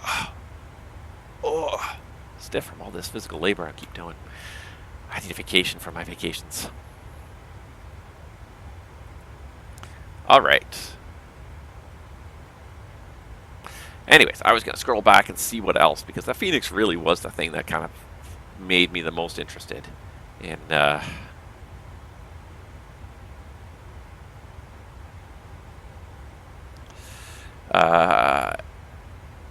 that made me the most interested in, that was the most interesting news anyways. There's all sorts of other stuff that's kind of scrolling up on the news feed. PMDG gave another update. The 777 apparently is coming along, even though they haven't finished the EFB on the 737 yet. The 777 is apparently coming along, which is good news. I mean, I love a good long hauler, and that one never fails to impress. yeah, I'm just trying to see what else there was recently because I feel like there was a lot of interesting news. Yeah, Pilot's Life released an expansion pack. Yeah, how are we not talking about that? If I go to, where can I go to find out about it here? Maybe under, oh, right here, under expansions. APL version 2 PA. So this is the first expansion pack of what could be many for a Pilot's Life. Completely optional. It doesn't really impact the tracking or anything. All this does is simply give you realistic PAs as you fly. So based on the airline you're flying for, it'll do a series of PAs. I think there's like 14 of them in total or anything. So I guess we go to the purchase button. It'll just take us right to the sim market window here where it'll talk about everything that it does. 12 different PAs, there you go. Test PA, boarding, door closed, safe demonstration, takeoff, seatbelt off, seatbelt on, cruise, meal serving, final descent, landing, taxi in. With various accents. I think there's 12 different accents available here. You customize them, use your own PAs, make your own PAs if you want to. It's linked in, so as your flight tracker here in A Pilot's Life tracks the flight, it'll make those announcements at the appropriate time. Yeah, you can set the volume, enable, disable them all together. It's all sorts of stuff. So it's only €7. It's not a hefty price tag on that. There's so many things making PAs these days that I find that it's an interesting idea and definitely piggybacking off the fact that it's tracking what your flight's doing. You know, it kind of makes sense for a Pilot's Life to do it because it can also even do the right accents for the right airlines based on the airline you're working for, etc. I don't feel like it's necessary. That's the most I'm going to say about it. Is I'm not going to end up spending the money on it because I don't think it's necessary because there's so many other things that are making PAs, depending on what you have installed. But I have FS2 Crew. FS2 Crew makes PAs. I have GSX. GSX makes PAs. Some of the aircraft, the CRJ, makes its own PAs. It's not a bad idea, but I feel like at the same time it's been done. There are lots of things making PAs already. Wow, ground speed 375. Ah, oh, this is hurting now here. This is pushing our arrival time way back there. Boy. I mean, good for them, and I hope they make some revenue off of it, and they get some excited people. But to me, just not one of those things that I find that like. And it's not that I don't mind having PAs, but I just find that there's so many other pieces of software that already are making PAs for me without doing anything. Speaking of pieces of software that make PAs for you, one other piece of software that was updated very recently after a long wait. Let me pop it up here. Self-loading cargo. Version 1.6 finally came out. I could not find any layouts for this aircraft. Fine, I don't care. I'm not really worried about that much, but yeah, so self-loading cargo. And for those of you that have been watching my stream for a while, you know I used to use this, and I stopped using it. It started to become more annoying than useful. So I stopped using it a while back. But just a week or two ago, they announced that the long-awaited version 1.6 was finally released, and version 1.6 was first announced, like, I think around the start of the pandemic, like 3 years ago. It's been a long time in coming. But they have finally released an update. The user interface is a little slicker now, a little nicer. It's a little bit transparent. You can see it just kind of follows that there, follow the line there. So it's a little bit semi-transparent, but that's always been kind of a feature. It's not that different than it was before. So aircraft type, you know, you can go and select your aircraft type. Today we're on the 737-800 dual class layout. Add more aircraft layouts. You can go to their Discord server and download more stuff, same as before. So we got 16 first class and 156 economy class seats, voice packs, you know, and set up your flight plan. So if I just import SimBrief OFP, it should automatically know everything that we're doing. Departure summary: your flight leaves tomorrow. Check-in closed. Boarding should be on time. Landing is on time. So. Yeah, all this kind of stuff is more or less the same as it was before. Ooh, I like this actually here. Oh, look at that. That's new. That's simple, but when you're setting up the flight, oftentimes SimBrief will default to just like 20 minutes from now, and you're like, that's not quite enough time for me to set up the flight. So look at this, little buttons here, and you can add 5 minutes to your departure and arrival time, just like that. Boom. Without having to even make a big adjustment. Or you can, ooh, in 1 hour. Haha, your flight leaves today. Haha. Skip boarding and loading. Change flight config, in-flight services. Low cost, medium haul. Standard, medium haul. Okay. Time zone intelligence apply. So 3 drink services, 1 meal service, 1 duty-free service, 2 in-flight movies. You can pick Wi-Fi. Okay, so there's some new features here. The Wi-Fi was there before. You can make people happy, but now it's a little bit more variety. You can do the cheap Wi-Fi, or you can do the really expensive Wi-Fi. You know, boarding protocol, random front to back, higher classes first. Ooh, wow. Okay, they've added some new features to this to kind of make it a little bit more interesting. But the thing that always kind of really I was looking for, and I think will really kind of make it really interesting, I can't get to... How do I get to it? No, I can't get to it here. You're going to pardon me for 1 second here while I do this, because the only way to get to it is to do it here, is to get to the settings window. This is the stuff that I was looking for, was flight issues.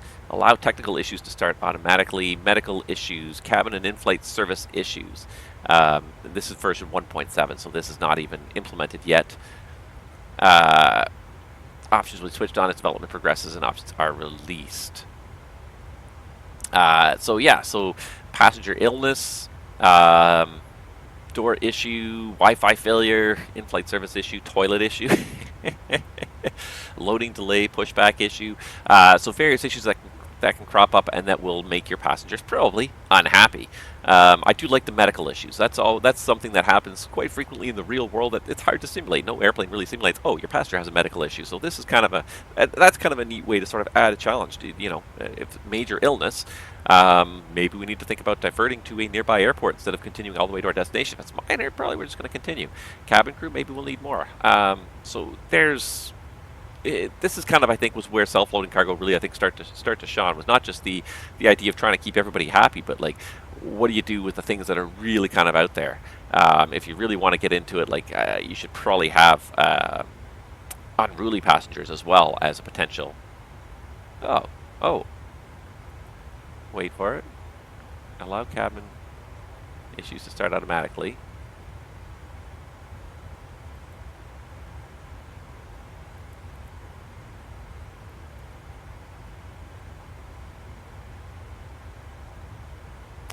It doesn't look like I can actually activate any of them yet, though. But it does look like they are being worked on. So it took a long time to kind of get to 1.6, but hopefully now that we're in 1.6, hopefully the developers kind of found the time again. And I feel that, like, I totally get it. Some days, so yeah, you know, you set yourself these ambitious projects you want to finish, and then sometimes you run out of time. Your life gets in the way. Life gets in the way. Stuff happens. I'm gonna put that on automatically open. Yeah, there's all sorts. It's 5dev. Hey, how's it going? I used to like self-loading cargo for a while, and I just sort of got out of it. I found that it was kind of redundant with some of the other software, with all the noise, the background noise. You know, FS2 crews provide the background noise, and I found nothing much ever really happened, except I was just trying to keep people happy, and it was just kind of... there's nothing much I could do to really keep people happy, I found. So I got out of it. But now that it's back, I only just, again, installed it last night. Last night was the first time I finally sat down in front of my sim and actually updated some stuff and got some stuff installed. So I installed this last night.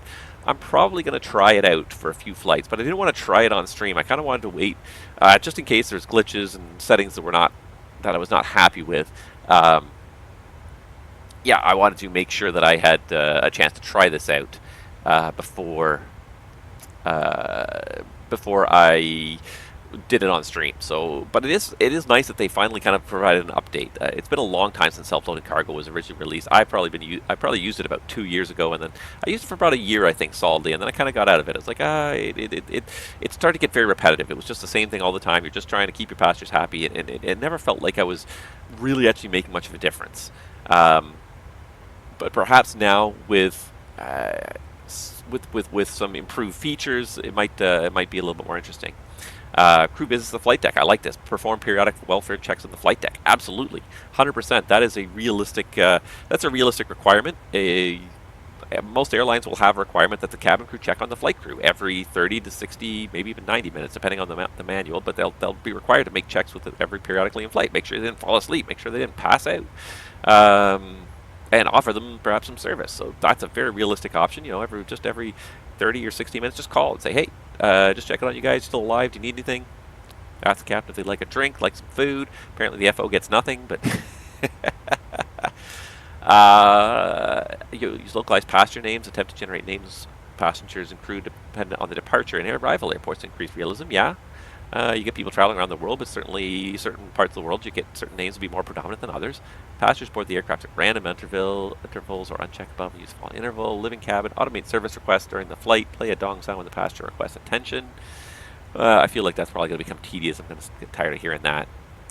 Passengers react to pitch up exceedances. Attempt to detect aircraft crashes if disabled in simulator. Yeah, I disable it just because of the VATSIM. VATSIM requirements, aircraft controls, weather, passengers react to turbulence, just check seatbelt sign management throughout the flight, push back and taxi. There's a lot of options here. This is the thing, I need to go through these options one day and make sure that I'm happy with everything that's in here. I think the default options are probably going to be pretty good for the most part, but I need to go through them and make sure everything is in there that I want. Mute while in external views. I probably don't want that. Oh, in external views. Yeah, no, I thought it meant external software. No, external views. Yeah, that makes sense. Auto save flight every 30 seconds. Check the latest yeah, so anyways, it's good to see that they've brought an update to the sim. It's been a long time since they've had an update. It really has. And maybe this will create some interest to kind of keep us engaged a little bit more. Oh my God, look at this! I'm doing a 368 knot ground speed. We are never going to make it to Anchorage at this rate here. We got 498 miles to go, and we're just losing speed constantly here. We're flying right into that jet stream, and it's really kind of killing us here. Anywho, I'm gonna just shut that down for now. I don't think I can even shut it down. I'm just going to move it out of my window right now. But it's actually nice because it does shrink down just to this nice little icon. You bring it back up again, but then you just kind of shrink it down. You can just stick it in that bottom corner. You don't even notice it's there. It's not a... You just stick it right there behind me. It's not, you're not even going to see it at all. The only thing I kind of wish was I could like right-click on this to just like shut it down completely. The only way to shut it down completely is to right-click on the icon in your tray, which in order to pull the tray up, I have to tap the Windows key just to get the tray to come up over MSFS. So I kind of don't like that so much. But flying DFW to Oakland, that's a good flight as well. That's what? That's 2.5 hours, I would think. What are you flying in today? Are you flying in the 37? Oh, that reminds me, actually. Thank you for reminding me, actually. I did have somebody here invited me to be their friend, and I totally ignored it because I want to do it on stream. Friend request. Vladimir Starcevic wishes to be my friend. But then I can't even accept it there. I have to go over here. A300, 600. That's a good airplane, though. A300. Okay, so let me see here. I have one new friend request, so I'm just going to accept that. Accepted.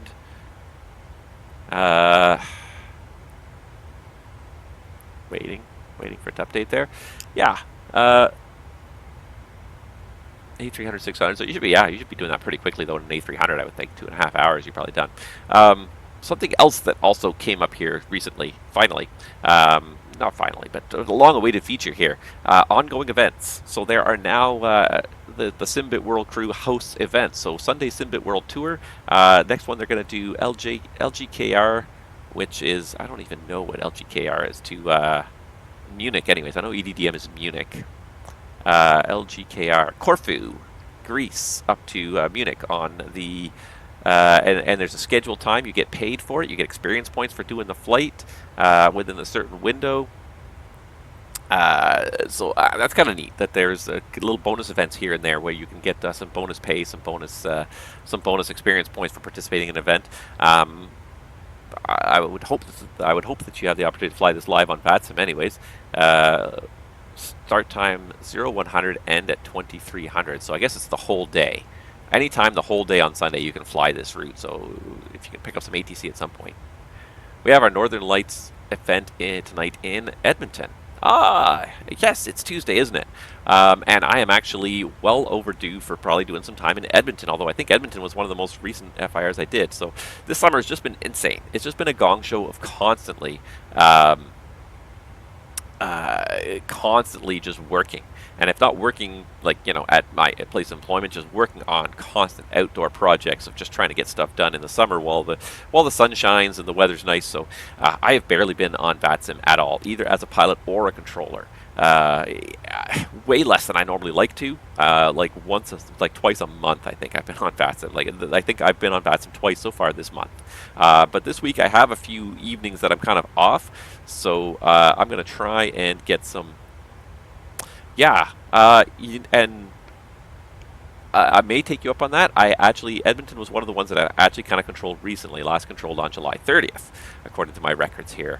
So I'm a little bit behind on that one, but what I may do is I may do Vancouver in the evening, but it's not going to be later in the evening anyways. It's going to probably be 02 Zulu, but tonight I may try and do that for you. But I may hop onto Vancouver instead, just because I haven't controlled Vancouver for a while, so my goal this week is to hit up a different FIR every day of the week because I am so far behind on controlling the FIRs. And I'm afraid my currency is going to expire in most of them at the rate I'm going because August, I just don't have the time. I just have not had the time. And even what I usually do, which is, of course, try to do it on layovers, I haven't had the time on layovers either. I haven't had enough layovers. They've been always short. Yeah. Inter-FIR support always helps. Yeah, exactly. That's kind of what I was thinking. Was you know, I'll look when I log on. I'll look and see who's around. What the what the situation is. If one of the airports is looking slammed and there's nobody around to control it, I'll hop on there. But otherwise, I might see maybe I'll hop on Vancouver or even maybe Winnipeg, because that's also a great way to get some flights into and out of the FIR. Vancouver's close enough. It's a nice short hour and a bit flight out of Calgary or Edmonton, so that's also a very viable. So yeah, thank you for reminding me though, because I plan to be on probably controlling every night this week just because I haven't had time the whole rest of the month, and I feel like I'm about to lose my currency in probably multiple FIRs because I haven't been online enough. I think my Edmonton one is actually okay. It's one of the few that's actually okay that I've actually controlled at the end of last month, but it's already halfway through August. Summer is 3/4 over. And what do I have to show for it? No vacation, really. Oh, we had one vacation. I had one short trip to the cottage, but it's been way too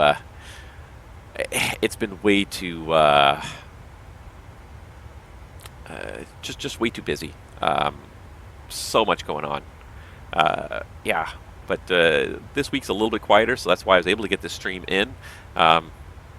Just because today was supposed to be a rainy day, so I can't do any outdoor projects supposedly, although I do have to just take a trip to the dump and dump the old shingles there. So I'm going to do that as soon as I disconnect from you guys. I'm going to hop in the car and offload my probably 100 pounds of shingles. Who knows how much that'll cost me. But anyways, not like I'm going to keep them around my house. Might as well get rid of them. They're already in the car. Just dump them and get going. I'm just looking at this here. We got a little over 300 miles to go, and I'm just wondering if it's time to start thinking about dropping down to a lower altitude just to get out of this headwind here. It doesn't look like... See, we are somewhere right about here. And it looks like we will lose a little bit of the headwind if we drop down to 32 or 30. About 10 knots for now, and then it'll go up as we get further along. I think we'll do it at Snout. I think when we get to Snout, we'll drop down and we'll see. We'll drop down to 32, see what the wind is, maybe even go down as far as 30. It'll increase our fuel burn slightly, but with any luck with cutting 30 to 40 knots off the headwind, it should end up being about neutral, but get us there a little faster. Yeah, it has been one heck of a summer. I've enjoyed it, but just in terms of this hobby, I've had no time to think about it even. It's been very, yeah. It just have logged so little time in the simulator. You know, you can go to the VATSIM stats page and see how much time I've logged this summer, and it's going to be almost not shameful, but shameful for me. It's shameful based on what I normally manage to achieve.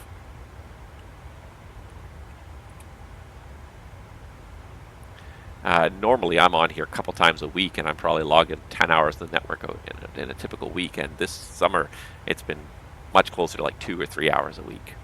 So let's see here, my statistics. Just curious for the month of August here, it's loading up here. View connections from by month, August. Is it going to give me the total time or just the connections? Yeah. 1 hour and 18 minutes as a pilot so far in August. Wow. Basically this flight has been my online time in August. 6 hours as a controller. 19 hours of ATISes because you're running 3 to 4 ATISes at a time. Even July was pretty low for me. A little bit higher than that. But 22 hours as a pilot, 16 hours as a controller. That for me is actually pretty low. Go back to like, let's go back to like March or something. And you'll find probably double those times easily. Yeah, 60 hours as a pilot, 25 hours as a controller. That's kind of more typical for me. But just summer is just insane.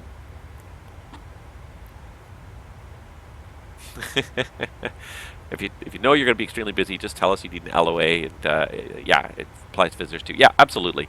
I don't think, it's not a case, I think, of me being away that much that I need an LOA. It's just a matter of just finding the time. Yeah, if I actually was taking like a full-on vacation where I was out of the country for a couple of weeks, then I would probably actually maybe go and request an LOA. But the only time I've ever really felt like I needed an LOA was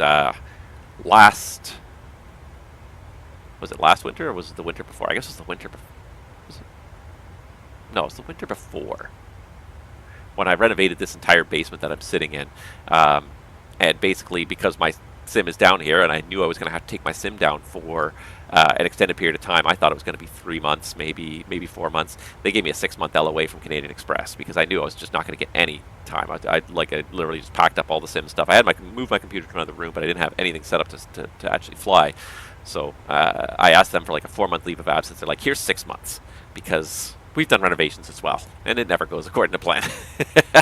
And they were right. It was at least 5 months before I got back on there. It was January of this. That wasn't January of this year. It was January of last year when I got back on after literally 5 months of not flying, and it was so nice to get back in the sim. Now, not so much. Now I am.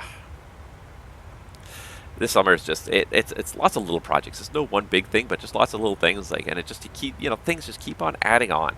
And no project ever is as fast as you think it is. It took me a day just to clear the brush around my shed so I could get to my shed and take the shingles off, take the existing shingles off. I thought maybe I'd at least be able to make a start. I didn't think I'd get done in 2 days, but I thought I'd at least I'd make a start shingling. But by about 5 o'clock last night, when I was pulling the last nails out of my roof, I'm like, I can't do anymore. I spent about 4 hours doing it yesterday. I didn't get home until 1 in the morning, so I didn't even get up until like about 11 o'clock. But right after lunch, I went and started on it. I'm like, I have no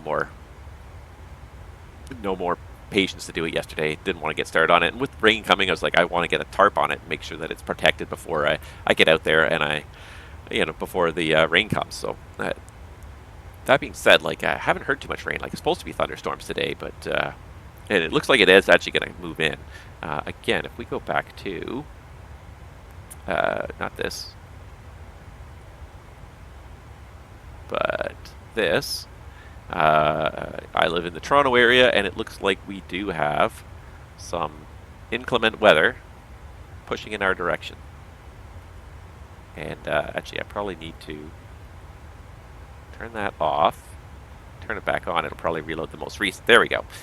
So this is kind of what we're looking at, is some thunderstorms. There hasn't been too much rain yet, but yeah, I'm not going outside and working on my shed today.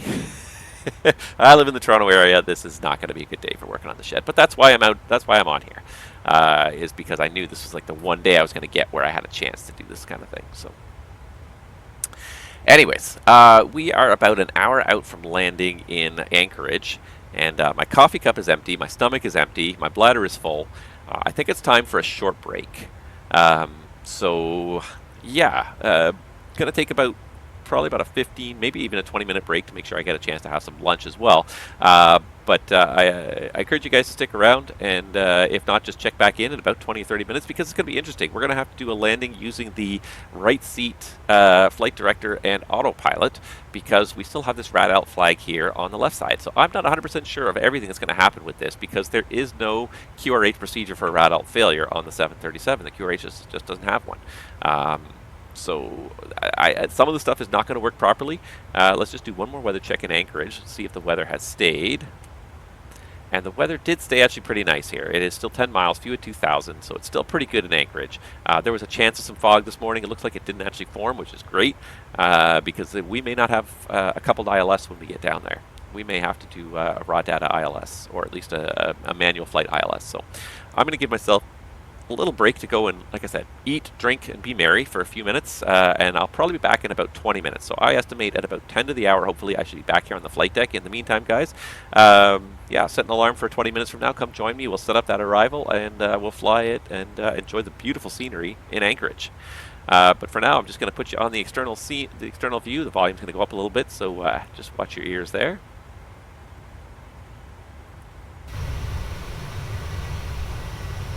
There you go. You can watch this beautiful Alaska Airlines airplane just slowly soaring through the sky.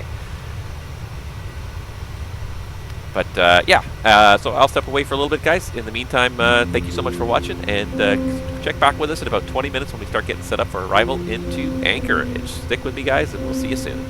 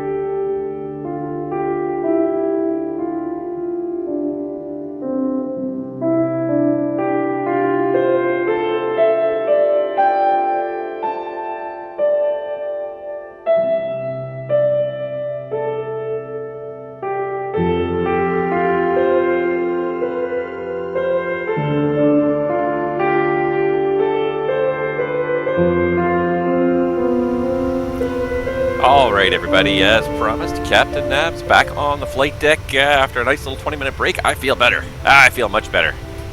I got some fresh coffee in my cup. I had nice tacos for lunch. I had to make myself some tacos. That's why I figured it was going to be a little bit longer than usual, but it was good. Tasty and ready to go for our arrival into Anchorage here.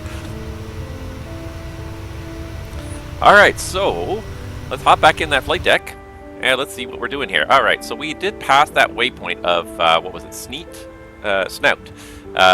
So let's go down, because we got 133 knots and gaining on the nose here. So let's go down to 32.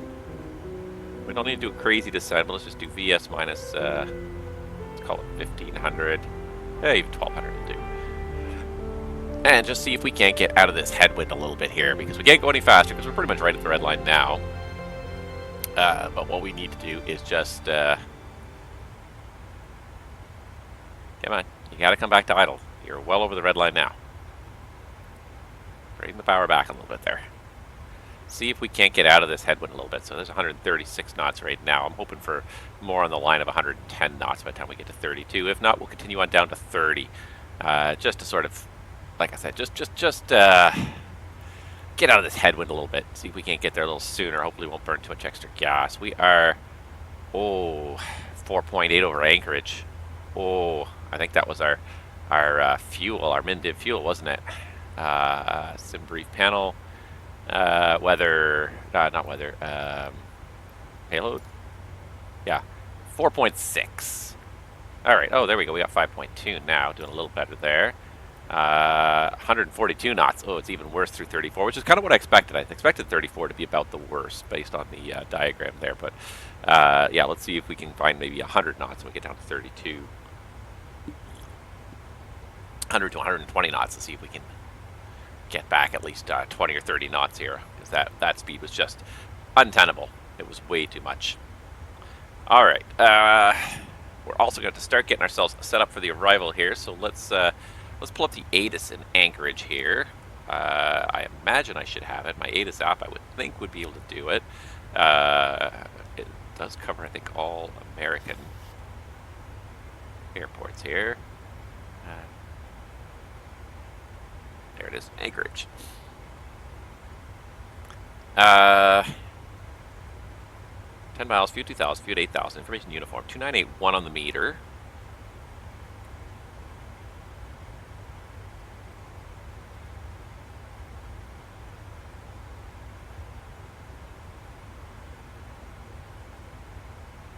Is set.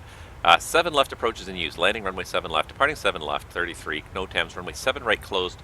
Taxiway runway closed between Sierra and Tango. So we can only do 7 left. Good to know. All right, how's our wind looking here? It's 33. It's still 140 knots. It got even worse coming down.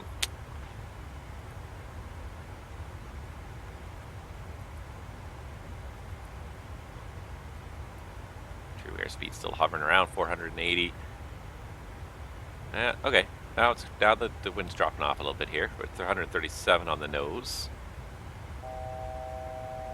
That's 33 descending 32. I'm going to just let it level at 32, but I think it's still going to be a little bit high here. I think we're going to go down to 30 just to get out of this headwind.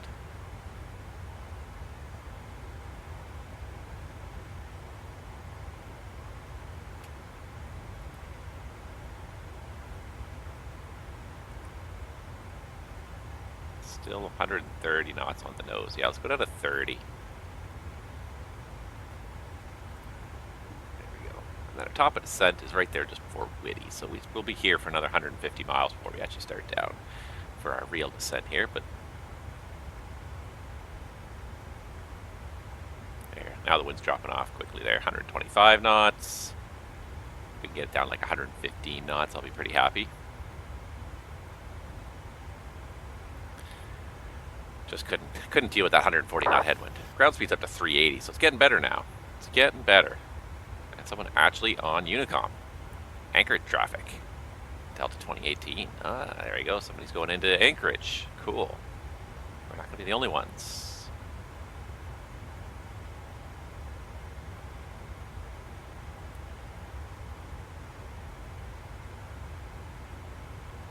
All right.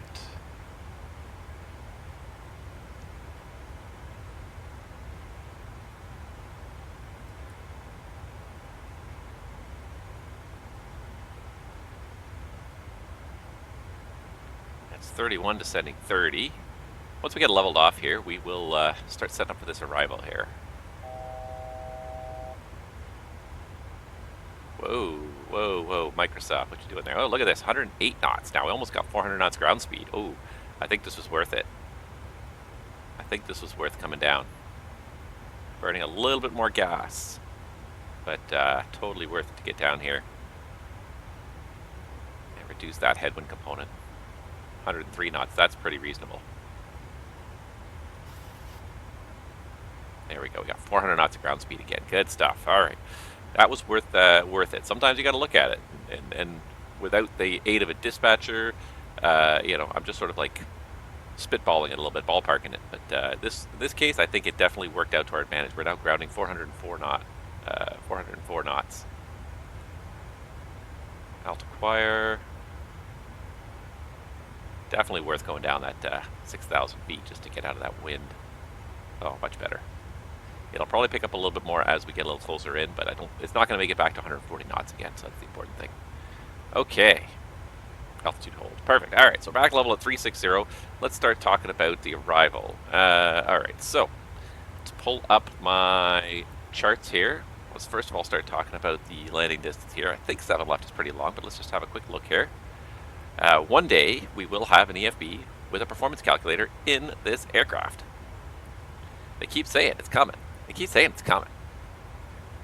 I want to believe them. I really do. Maybe I'm naive. All right, so 10,000 feet gets you. Yeah, 7 left gets you 10,000 feet. That's a lot of distance, so that's fine.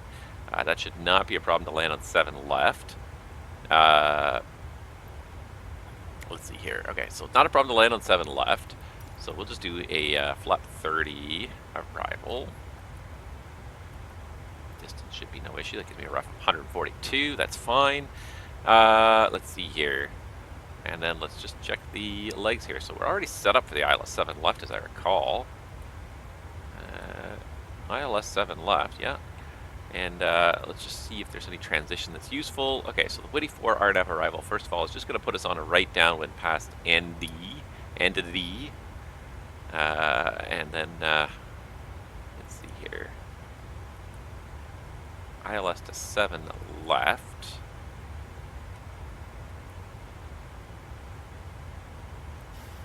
It doesn't look like there's any good transition ND. So there is a transition from ENA. It goes via ANC.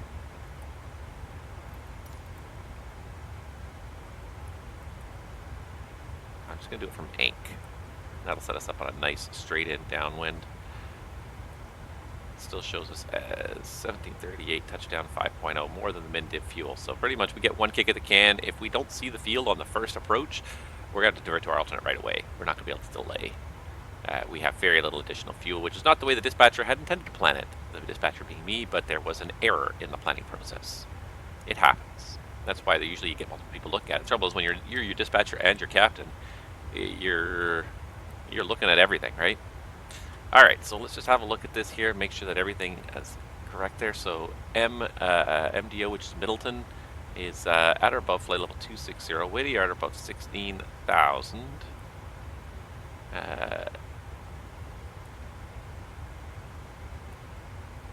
Gale 15 to 12,000. Slow above 8,000. Silty above 5,400. And Andy 210 at 5,000. It's there. Then the vector's around to the ILS runway 7 left. So crossing Andy at 7,000. And then looks like Andy is basically a beam the FAF more or less there. That's the FAF right there, Webby. Okay, so that's, yeah, there's Wugsy Inc. and Wugsy. Wugsy at 12 miles final, max 3,000, min 1,600. So we cross this at 5,000. We got to get down to 3,000 before we cross Wugsy inbound. So we'll cross that 5,000. As soon as we cross that, we'll start down to 3,000, start turning inbound on a self vector, unless we have ATC, in which case that might change things. But as it stands right now, that's the plan. 1,600 or above at Webby. And 600 feet, climbing right turn to 3,000 on the heading of 230. And outbound on the TED VOR at radial 210 to the Jukup intersection at 15 dB and hold. Okay, so that's all there. All right, so that's all in there. That looks good. And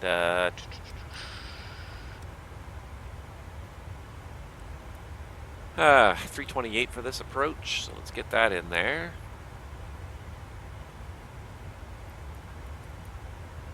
It's not the right one. Wrong knob. That's the knob I'm looking for. 328.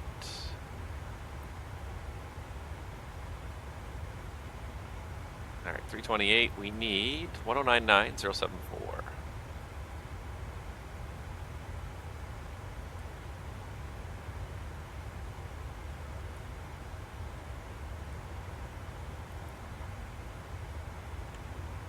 Set course on your side, 074. 074 set. Ah, he beat me to it. Alright. Checked. Checked.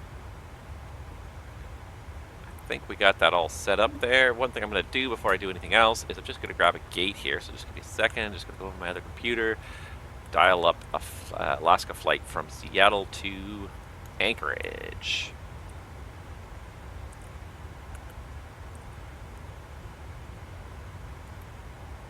Seattle to Anchorage, Alaska Airlines. There should be one en route, I would think. There's 3 on the way right now.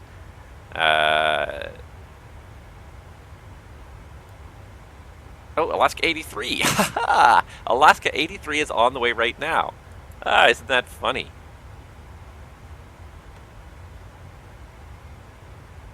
Much farther behind than we are, but nevertheless, when Alaska 83 shows up, they're supposed to go to gate Charlie 1 in Anchorage. So let's have a look here at the terminal area rules. Alaska did strike me as one of these, or Alaska Anchorage struck me as one of these rules. General rule, all segments. Lake Hood segment, Elmendorf segment. Each person operating an aircraft to with Alaska shall operate the aircraft according to rules set forth as a section. Each person operating an airplane with their shall conform to the flow of traffic to pick up the appropriate charts. Each person operating a helicopter except provided in the other segments, except provided a Merrill segment. And then there's all these segments. Where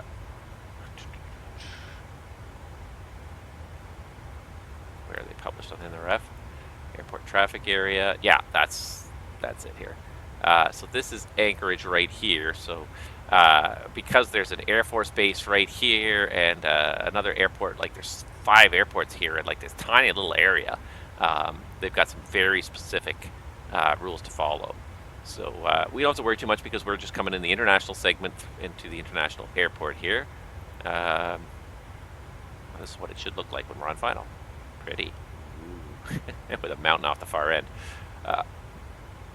International segment, no person may operate aircraft between 1200 and 2000 in the segment line north of the mid-channel of Kinnick Arm.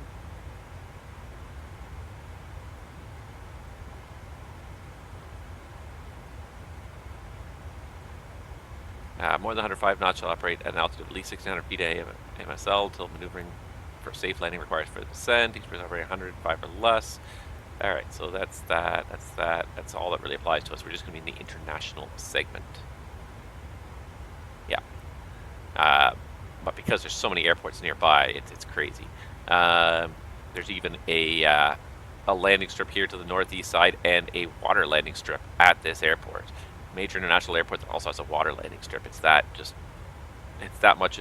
Air transport is essential to Alaska, so there's just that much in and out. Okay, what I really wanted to know was parking. Charlie 1, right there in the corner.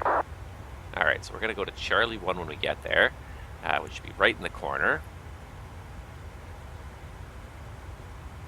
Alright, I think that's everything. I hear some transmissions going on here. There's some Anchorage traffic. PAMR, I'm not sure what PAMR is, but there's some other traffic around. There's a lot of traffic around now. Look at that headwind just falling off to 69 knots. I love it. We made the right choice to go down. Okay. You have control. I have control. Are you ready for the approach briefing? Go ahead. All right. So today we are doing... let's see here. Technical status of the aircraft. We don't have a RADALT on the left side. So as a result, we've transferred all control, including the master flight director and the autopilot, to the FO side. I'll still fly it from this seat, but we are using the information from the right side. If anything goes untowards, I may have to switch to the right seat to fly the arrival, simulating handing it off to the first officer. We may or may not be able to hold low glide slope once we turn final. We should, I think, because that RADALT is the one that's working. We may also not get GPWS alerts. We may have TCAS issues as well. We may have to manually turn TCAS to TA only once we get below 800 feet if it doesn't come up on its own. I did put traffic on, right? Did I not put traffic on? Yeah, traffic's on, yeah. Yeah, so we may have some issues. There's, we'll have to play it by ear because the manual was not very specific about what will happen on arrival here. Alright, so today we're doing the Witty for RNAV arrival. We just passed over Middleton, so we've just commenced the arrival into Anchorage. The routing constraints are all as published. We're just going to follow it all the way down to Andy, and at Andy we're going to self-vector. In the event of a comm failure, this is interesting. After Andy, turn right heading 021, intercept the 7 left or 7 right localizer, maintain 3000, proceed on the ILS or loc DME 7 left. Oh, interesting. Interesting. So let's do that. Let's do the cost comm procedure here. Right after Andy, we're going to immediately pick up a 021 heading, descend to 3000, intercept the localizer that way. Since we don't have any ATC comm here anyways, that seems like the most appropriate reaction. Interesting. Good stuff. Good stuff. All right, so the approach today is the ILS to runway 7 left at Stevens Anchorage International. 1099 the loc is tuned both sides. And 074 the inbound course set successfully both sides. The glide slope at Webby 1600, the ILSDA of 328. 328 should be set both sides. Touchdown zone elevation at 128. We've got 150 on the cabin altitude there. And missed approach is as published, as otherwise advised by ATC. The top altitude 3000. The sector altitudes around the VOR, which is at the east end of the field. To the east of the field, it's 9,000, 8,900. Out in the sector, we're going to do the mist is 1800, but yeah, basically we need to turn right away in the event of a mist. If we have any reason why we doubt our navigation where we're going, we turn immediately back to the southwest to get away from the high terrain to the east of the airport. We'll have, there's no special notes on the plan here. Actually, I do see one special note, maximum 3000, minimum 1600. So at Wugsy, if we reach Wugsy, we have to be between 3000 and 1600. Below 1600 is a lot of VFR traffic on, up and down the coastlines here. It is a normal 3-degree glide slope from Webby at 1600, and the MALSR Pappy's on the right. Landing runway, and RVR 1800 is the minimum for this approach. I expect where it's remaining VFR looks like.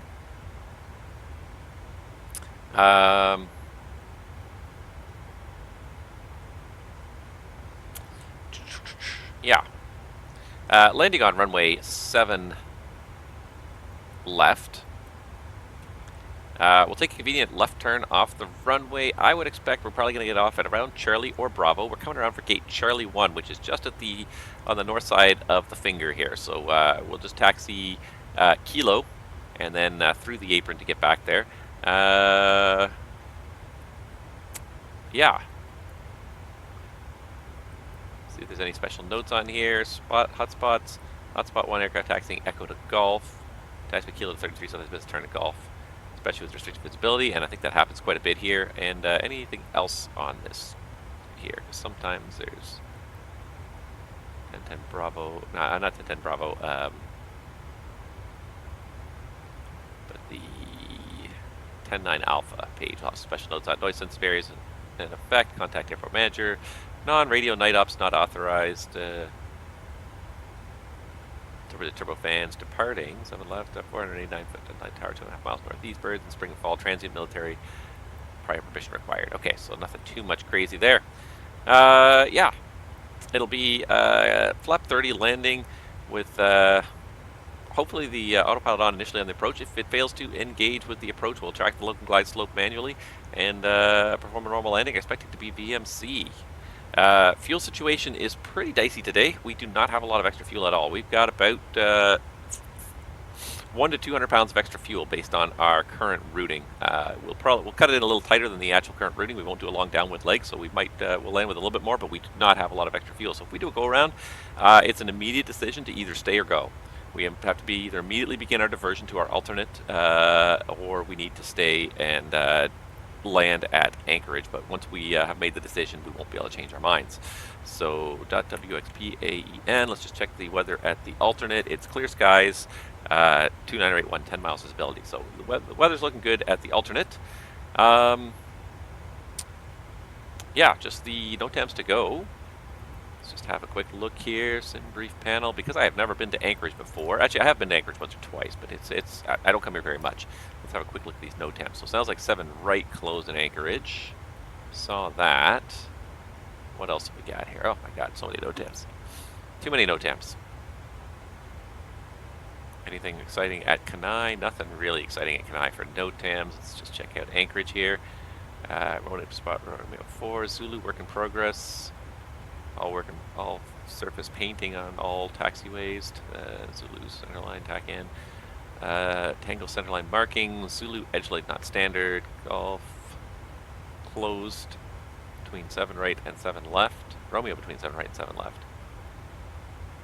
Some heavy equipment work in the city. 7 right, 25 left closed. Approaches ILS 7 left. Special authorization Cat 1, 2. Disregard block altitude. Okay. Don't see any of that affecting us at all. Let's just see where Romeo and Golf. So this area right here in between the 2 runways is closed, but that's fine. I expect we're going to roll right past it anyways. And that's about all I've got. Any questions? No questions.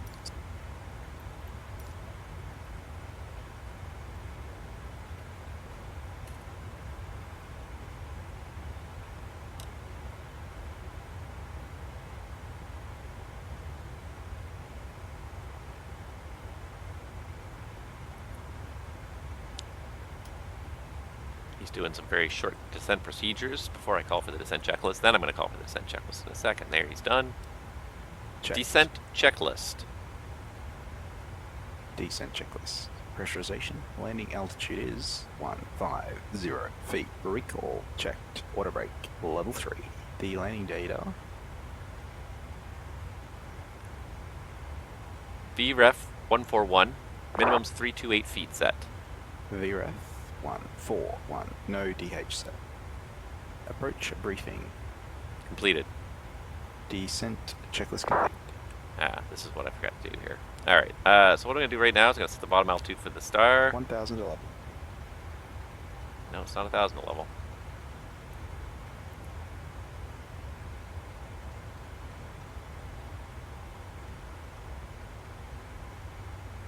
Alright, 5,000 feet is set. Why is he slowing down so much? No.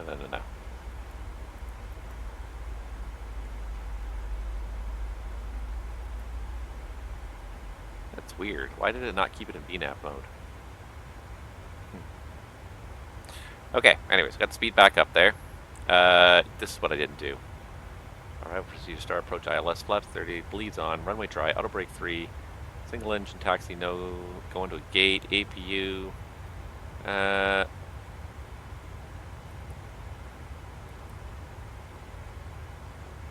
Terrain, final sector, minimum altitude. So the minimum altitude is 328, missed altitude is 3,000, and final approach fix was 1,600, not 16,000. There we go. There. Now it's all defined. Now he'll make out the appropriate callouts at the appropriate times.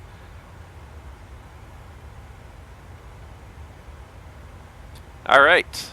Well, we're almost at Anchorage. We used up almost all of our gas to get here. Whew.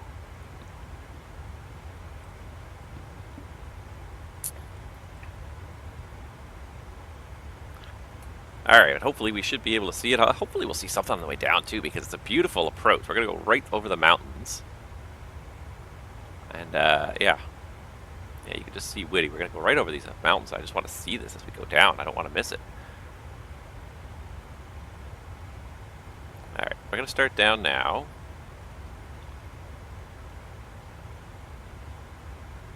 I'm going to try and arm the VNAV here again and see if it's going to kick in. There it is. There's VNAV speed retard. We're planned at in descent. We're planned at 804, 330, 330 knots. Drag required. Well, we'll see. I'm going to just give it a second to stabilize before I do that. We are starting down now. We're kind of getting in and out of these clouds here. They're very thin, but let's go engine anti-ice on for a moment here.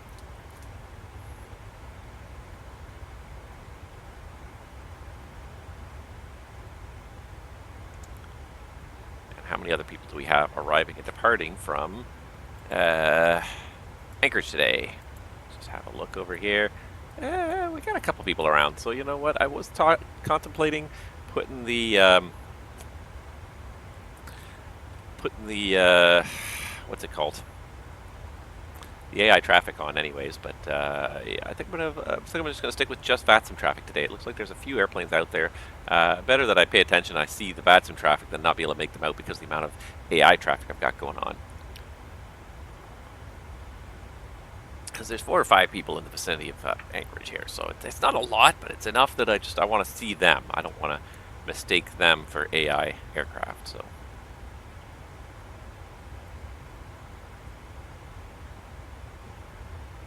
using reserve fuel. Ooh.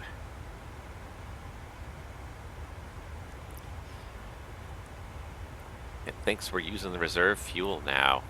4.6. That's it. We are into reserve fuel now. It's not a fuel emergency at this juncture. If you wanted to, you would be perfectly within your right to give ATC a minimum fuel advisory.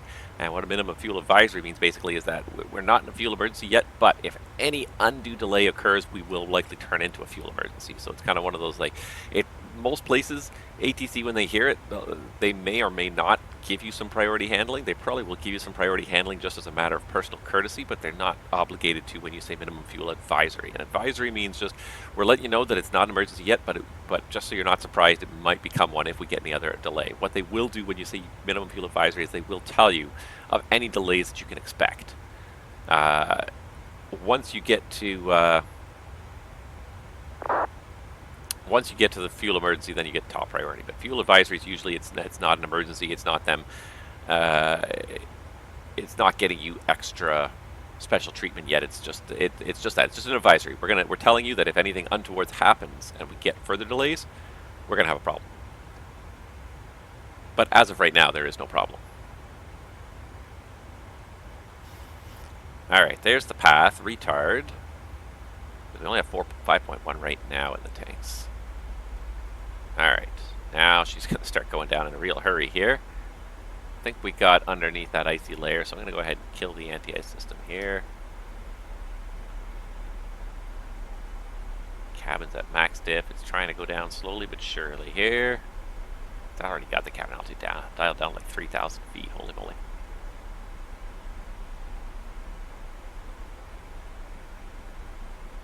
Alright, VNAV speed, so we're just going to fly along this little corridor, and I think Anchorage is right there, just behind that.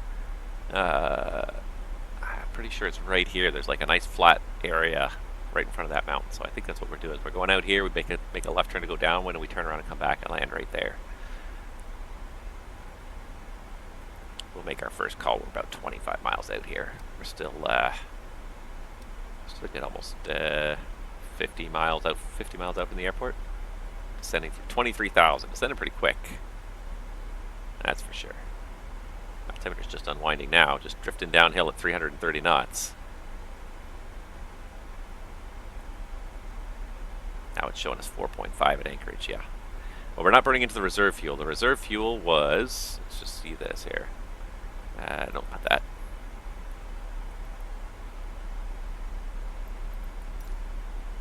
Reserve fuel was 2,229 pounds. So when we have 2,300 pounds of fuel in the tanks or less, I will declare fuel emergency.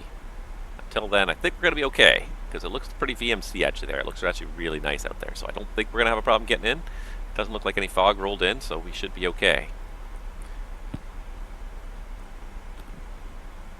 But all the more reason to make sure you do your fuel planning carefully.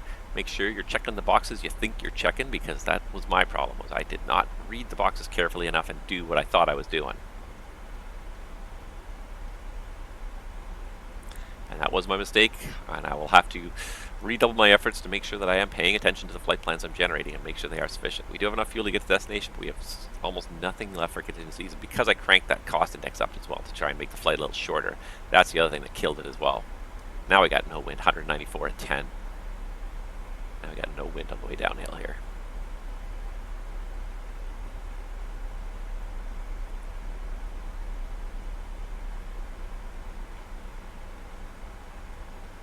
All right.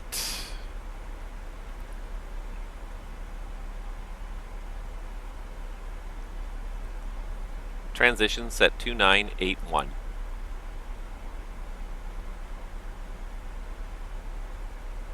Two 981 set. Passing 17,000. Now.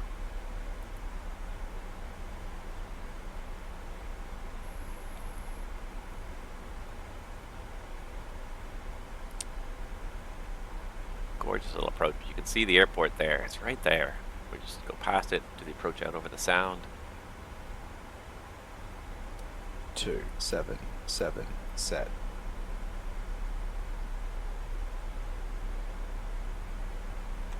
What did you set to 2777?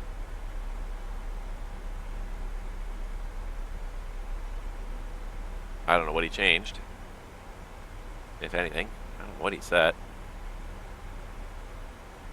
Alright. We're below 15,000, so we've already made the altitude restriction a gale there.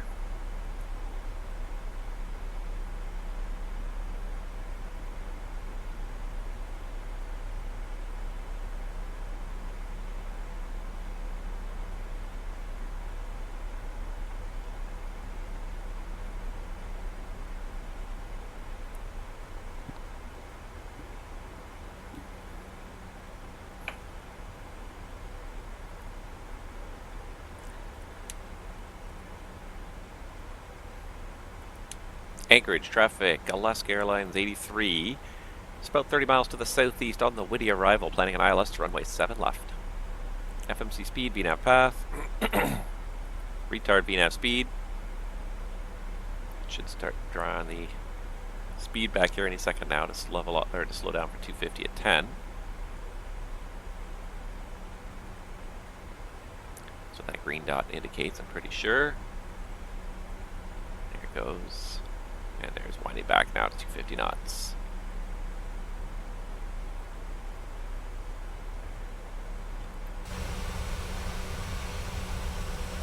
Let me just take myself out of the equation for a second here. So I can have some nice external screenshots for the title card.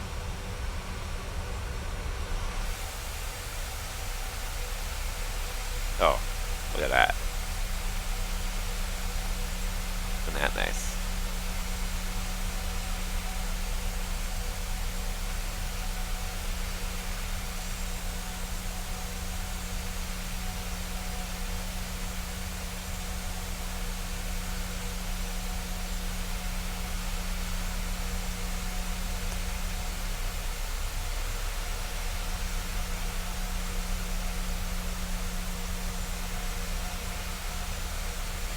Ladies and gentlemen, I think we have some title card screenshots there. That was nice. Alright, we are slowing for 250 knots at 10,000 feet.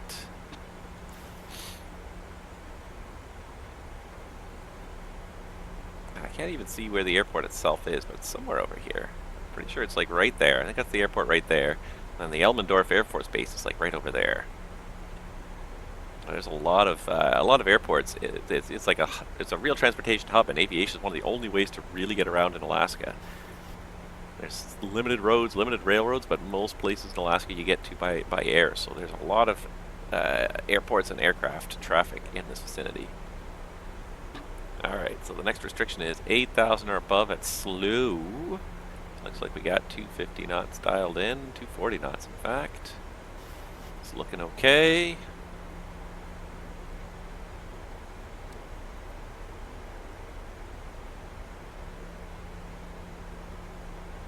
Yeah, you can kind of start to make out there's 2 runways that go this way and there's another runway that goes over here. Starting to make that out in the distance there.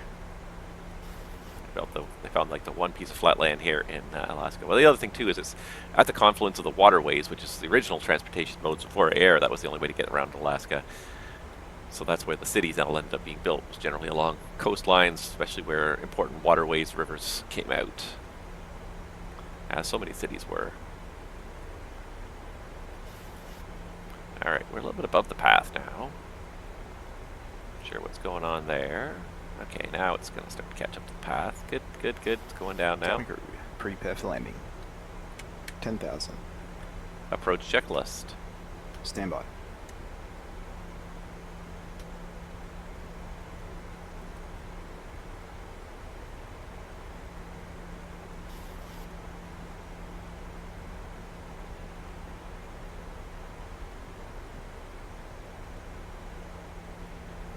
That's the Air Force Base right there. There's another airport right here. This lake right here is a water aerodrome. That's a water aerodrome. Roger. Everything's a water aerodrome. Approach checklist. Approach checklist. Approach checklist. Altimeters. 2981 set. 2981 set. Approach checklist complete. Alright, I don't see anybody else right now. Nobody's called on Unicom for a few minutes here.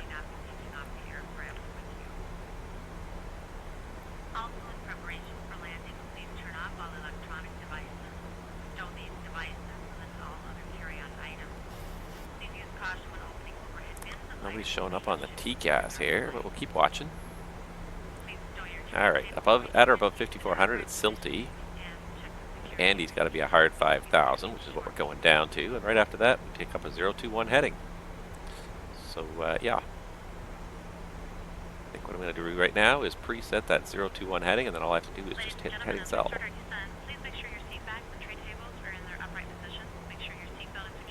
I like it, 021.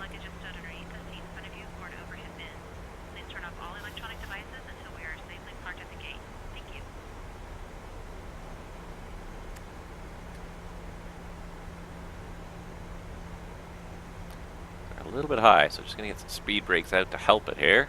So we go down. We did turn off the anti-ice. We did turn off the anti-ice.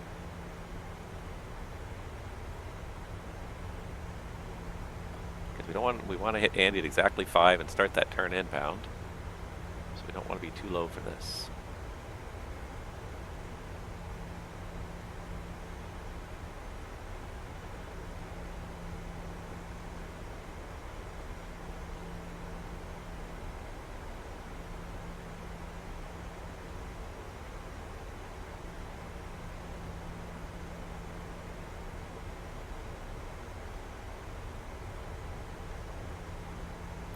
A little bit of board sticking out here.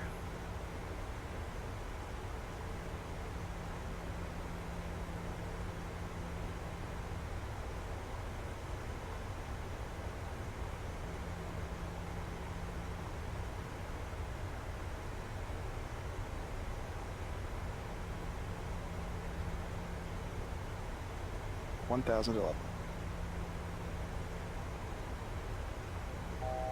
Roger.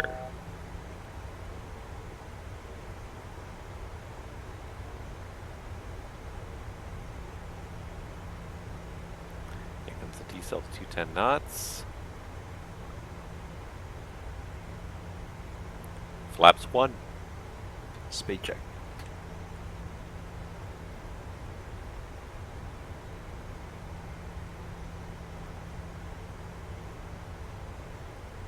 Flaps 1 set.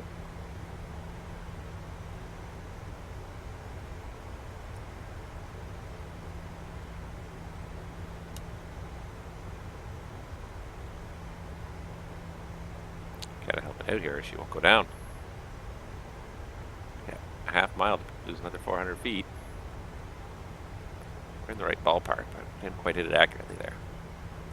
That deceleration was not quite right.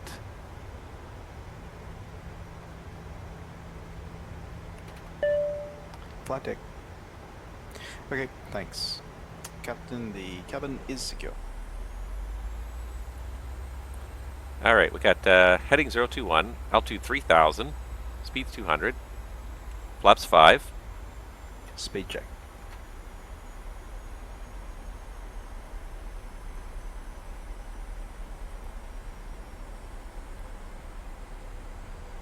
Flaps 5 set. Alright, we got the intercept course inbound to Wugsy. Using reserve fuel. Yep, we are down to 4.7. We are right down to reserves here.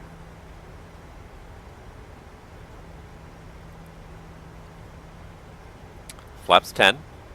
Speed check. Flaps 10. Flaps 15. Speed check. Gear down, landing checks. Flaps 15 set. Gear down. Gear down.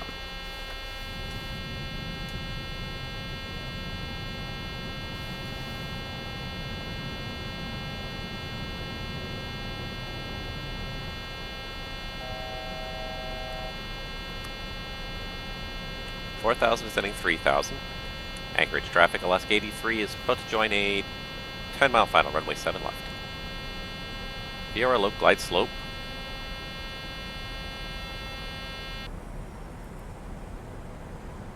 VOR low glide slope.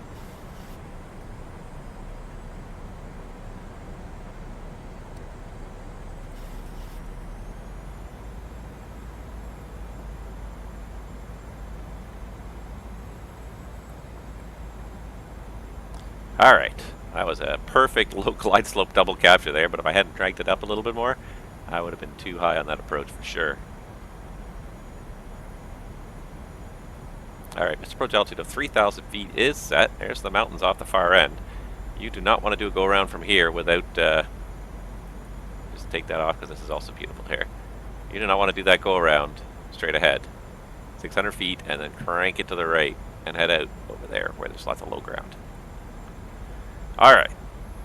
2,500. Gear down. We should have the spoilers armed. I didn't arm the spoilers when I put the gear down because I'm doing too much other stuff there.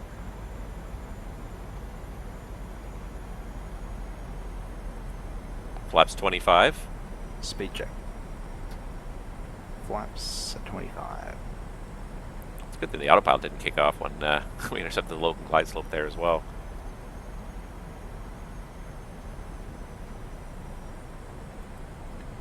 Flaps 30. Speed check.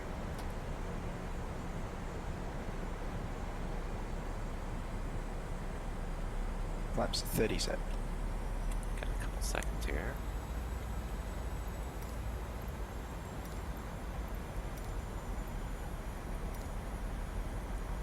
Got a couple seconds to pre-configure my GSX.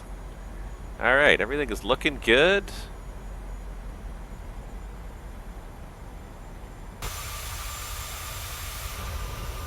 HO traffic, number 236 Victor Alpha. Runway on runway 19.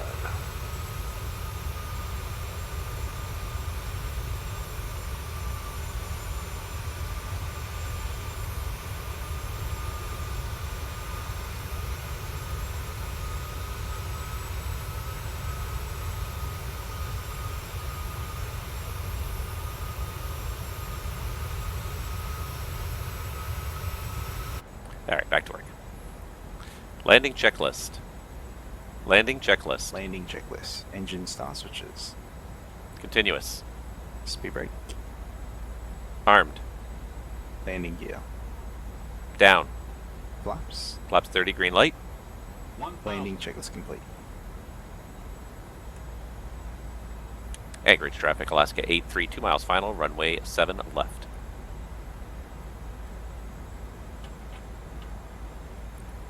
Alright, worked out pretty well there. It's a beautiful approach, I love it. Gorgeous scenery here. Alright, time for me to have my fun. Autopilot's off. Cleared. 500. Stable. 400. Just making the callouts. 300. Approaching minimums.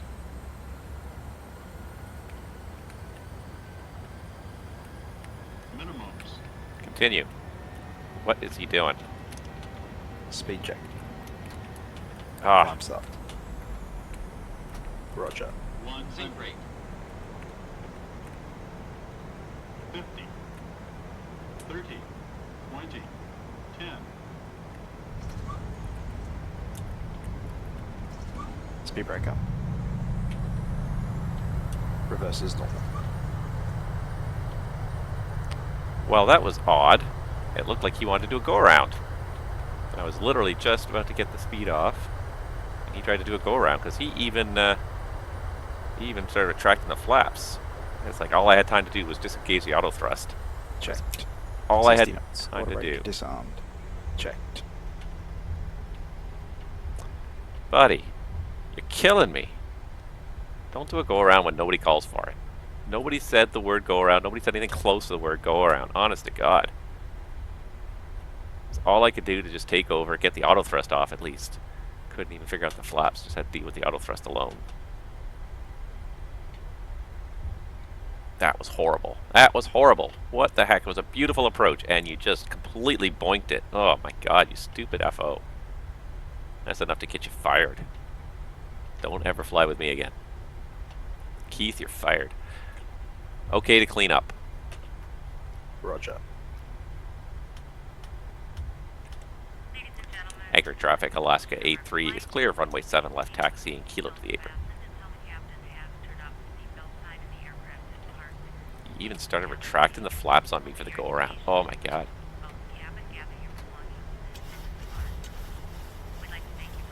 Buddy, you are not going to make friends that way. Alright, if it had been much higher, I probably would have been able to recover it. I was literally just about to get the auto thrust off anyways. Did I say something that triggered the word go around? Maybe I said something that made him think the word go around. Oh my god.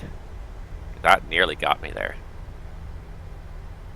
He started retracting the flaps. He must have thought we were doing a go around. Well, anyways, we made it to Anchorage. I'm just loving these DC-3s sitting here. That's beautiful. We made it to Anchorage. We didn't really have fuel to do a go around. Look at that. We got the left tank is already in the low. Yeah, we just barely brought enough fuel here for this one. Well, next time we make the flight plan, we're going to be much more cautious to make sure that we put minutes instead of pounds, because 10 minutes of fuel is very different than 10 pounds of fuel in a 737. Start the APU. Starting the APU. A little bit of an uphill here. 6 Victor off clear runway 19 VHF. Need a little bit of power just to get up the hill here. Well, welcome to Anchorage, everybody. And wow, I can't believe that guy was gonna do a go around on me. And we just barely had enough fuel to come back and try it again. At least it doesn't retract the gear on me automatically. Lucky the bottom didn't fall out with the flaps retracting as I pulled the power off. Still managed to put it down within the touchdown zone, which is actually pretty good.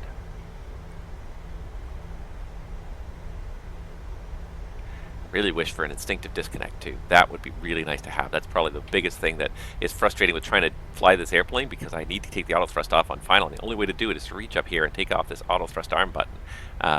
There is actually an instinctive disconnect button right here that disengages the auto thrust, but I don't have a button to simulate that on my actual yoke, unfortunately.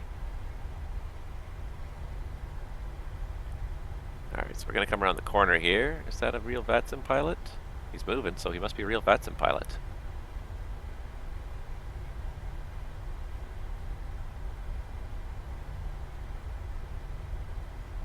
Otherwise, the airport looks a little bit vacant. DHL.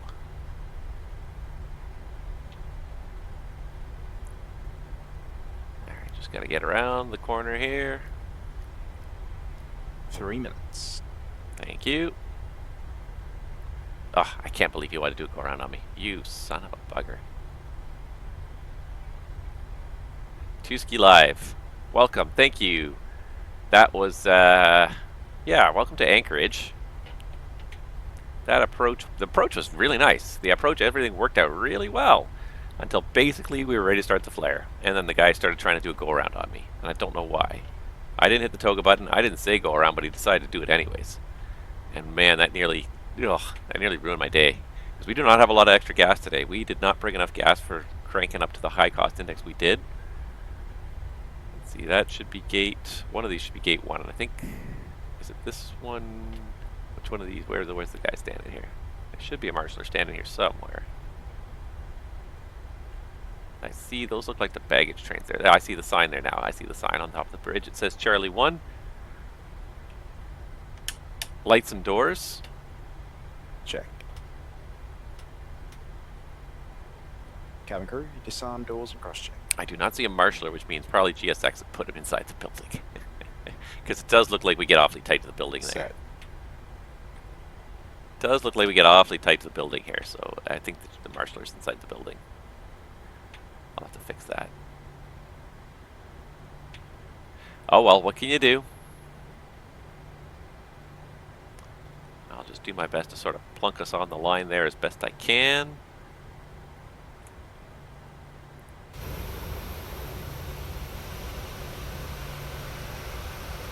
Gonna have to marshal myself in.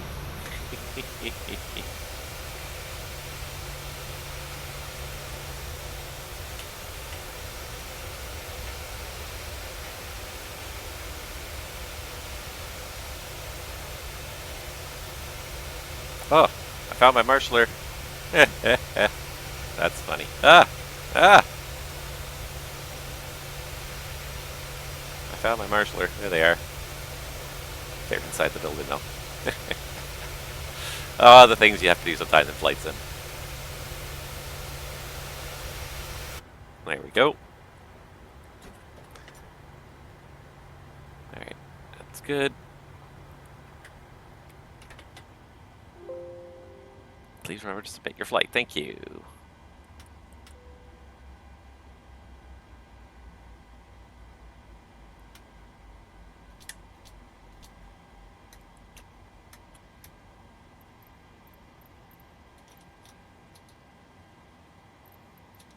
The boarding requested. Looks like it's bringing the bridge over on its own, which is good.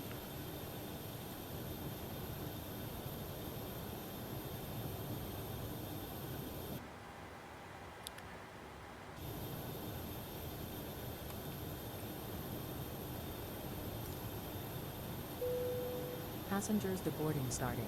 Oh, you stupid thing.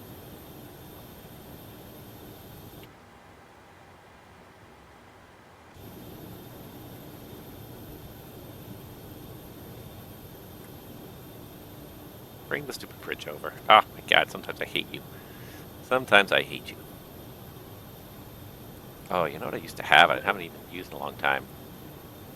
Yeah, we know. Oh, for crying out loud. I used to have, it should be here still somewhere, is, what's it called?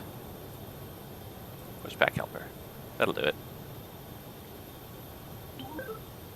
Yes, it's fine. You're allowed to be in existence. Now I can move the jetway. There we go. There we go. Alright. Oh, it's going to put it at the back door, isn't it? That's what it's doing. Let's put it at the back. For crying out loud. Anywho. Shutdown checklist. Shutdown checklist. Fuel pumps off. Propane off. Hydraulic panel set. Flaps up. Parking brake set. Engine start levers cut off. Weather radar off. Off. Off. Shutdown checklist complete. Yeah, it's going to the back door, isn't it? You stupid jet bridge. Too far forward. Anywho. Regardless, I'm just not going to look at that. I'm going to pretend that that's not happening outside, and I'm just going to say thanks everybody for watching. That was lots of fun. It's except for the end there, it was actually a pretty nice flight overall. A few little glitches here and there, not unexpected given the amount of time since I last streamed and the number of updates I had to run before this stream. So let's go ahead and submit this flight. Checked. You can stop listening to me now because I just you and I are going to have a chat after everybody gets off. You and I are going to have a chat, buddy. All right, submit this flight. Yeah, let's submit it. All right, so that's submitted. Our last flight for the season will be Anchorage back to Seattle, and then we'll be done. But in the meantime, that's been a nice long stream for me. I don't know about you guys, but I am done. That was tons of fun, and I can't wait to fly again. But for today, I got some other stuff I got to go do. So thank you guys so much for watching. I'm out. I hope you enjoyed this. I hope you enjoyed it. I hope you enjoyed the discussions. There's lots of good stuff to talk about, and I don't know. It's probably gonna be at least 2 weeks before I do another flight stream. But whenever I do, I'll publish it on my Discord at least a day or so in advance. And yeah, we'll see you there for that. Make sure you like me on Twitch and YouTube if you want to find out when things are dropping. I'm not a big pusher on that, but just I know it's convenient to know when things are when the live stream starts. So that's the only way to really find out most of the time is to follow me. So make sure you do it. And yeah, we will see you guys all out there on the VATSIM network and fly those friendly skies. Thanks guys for watching.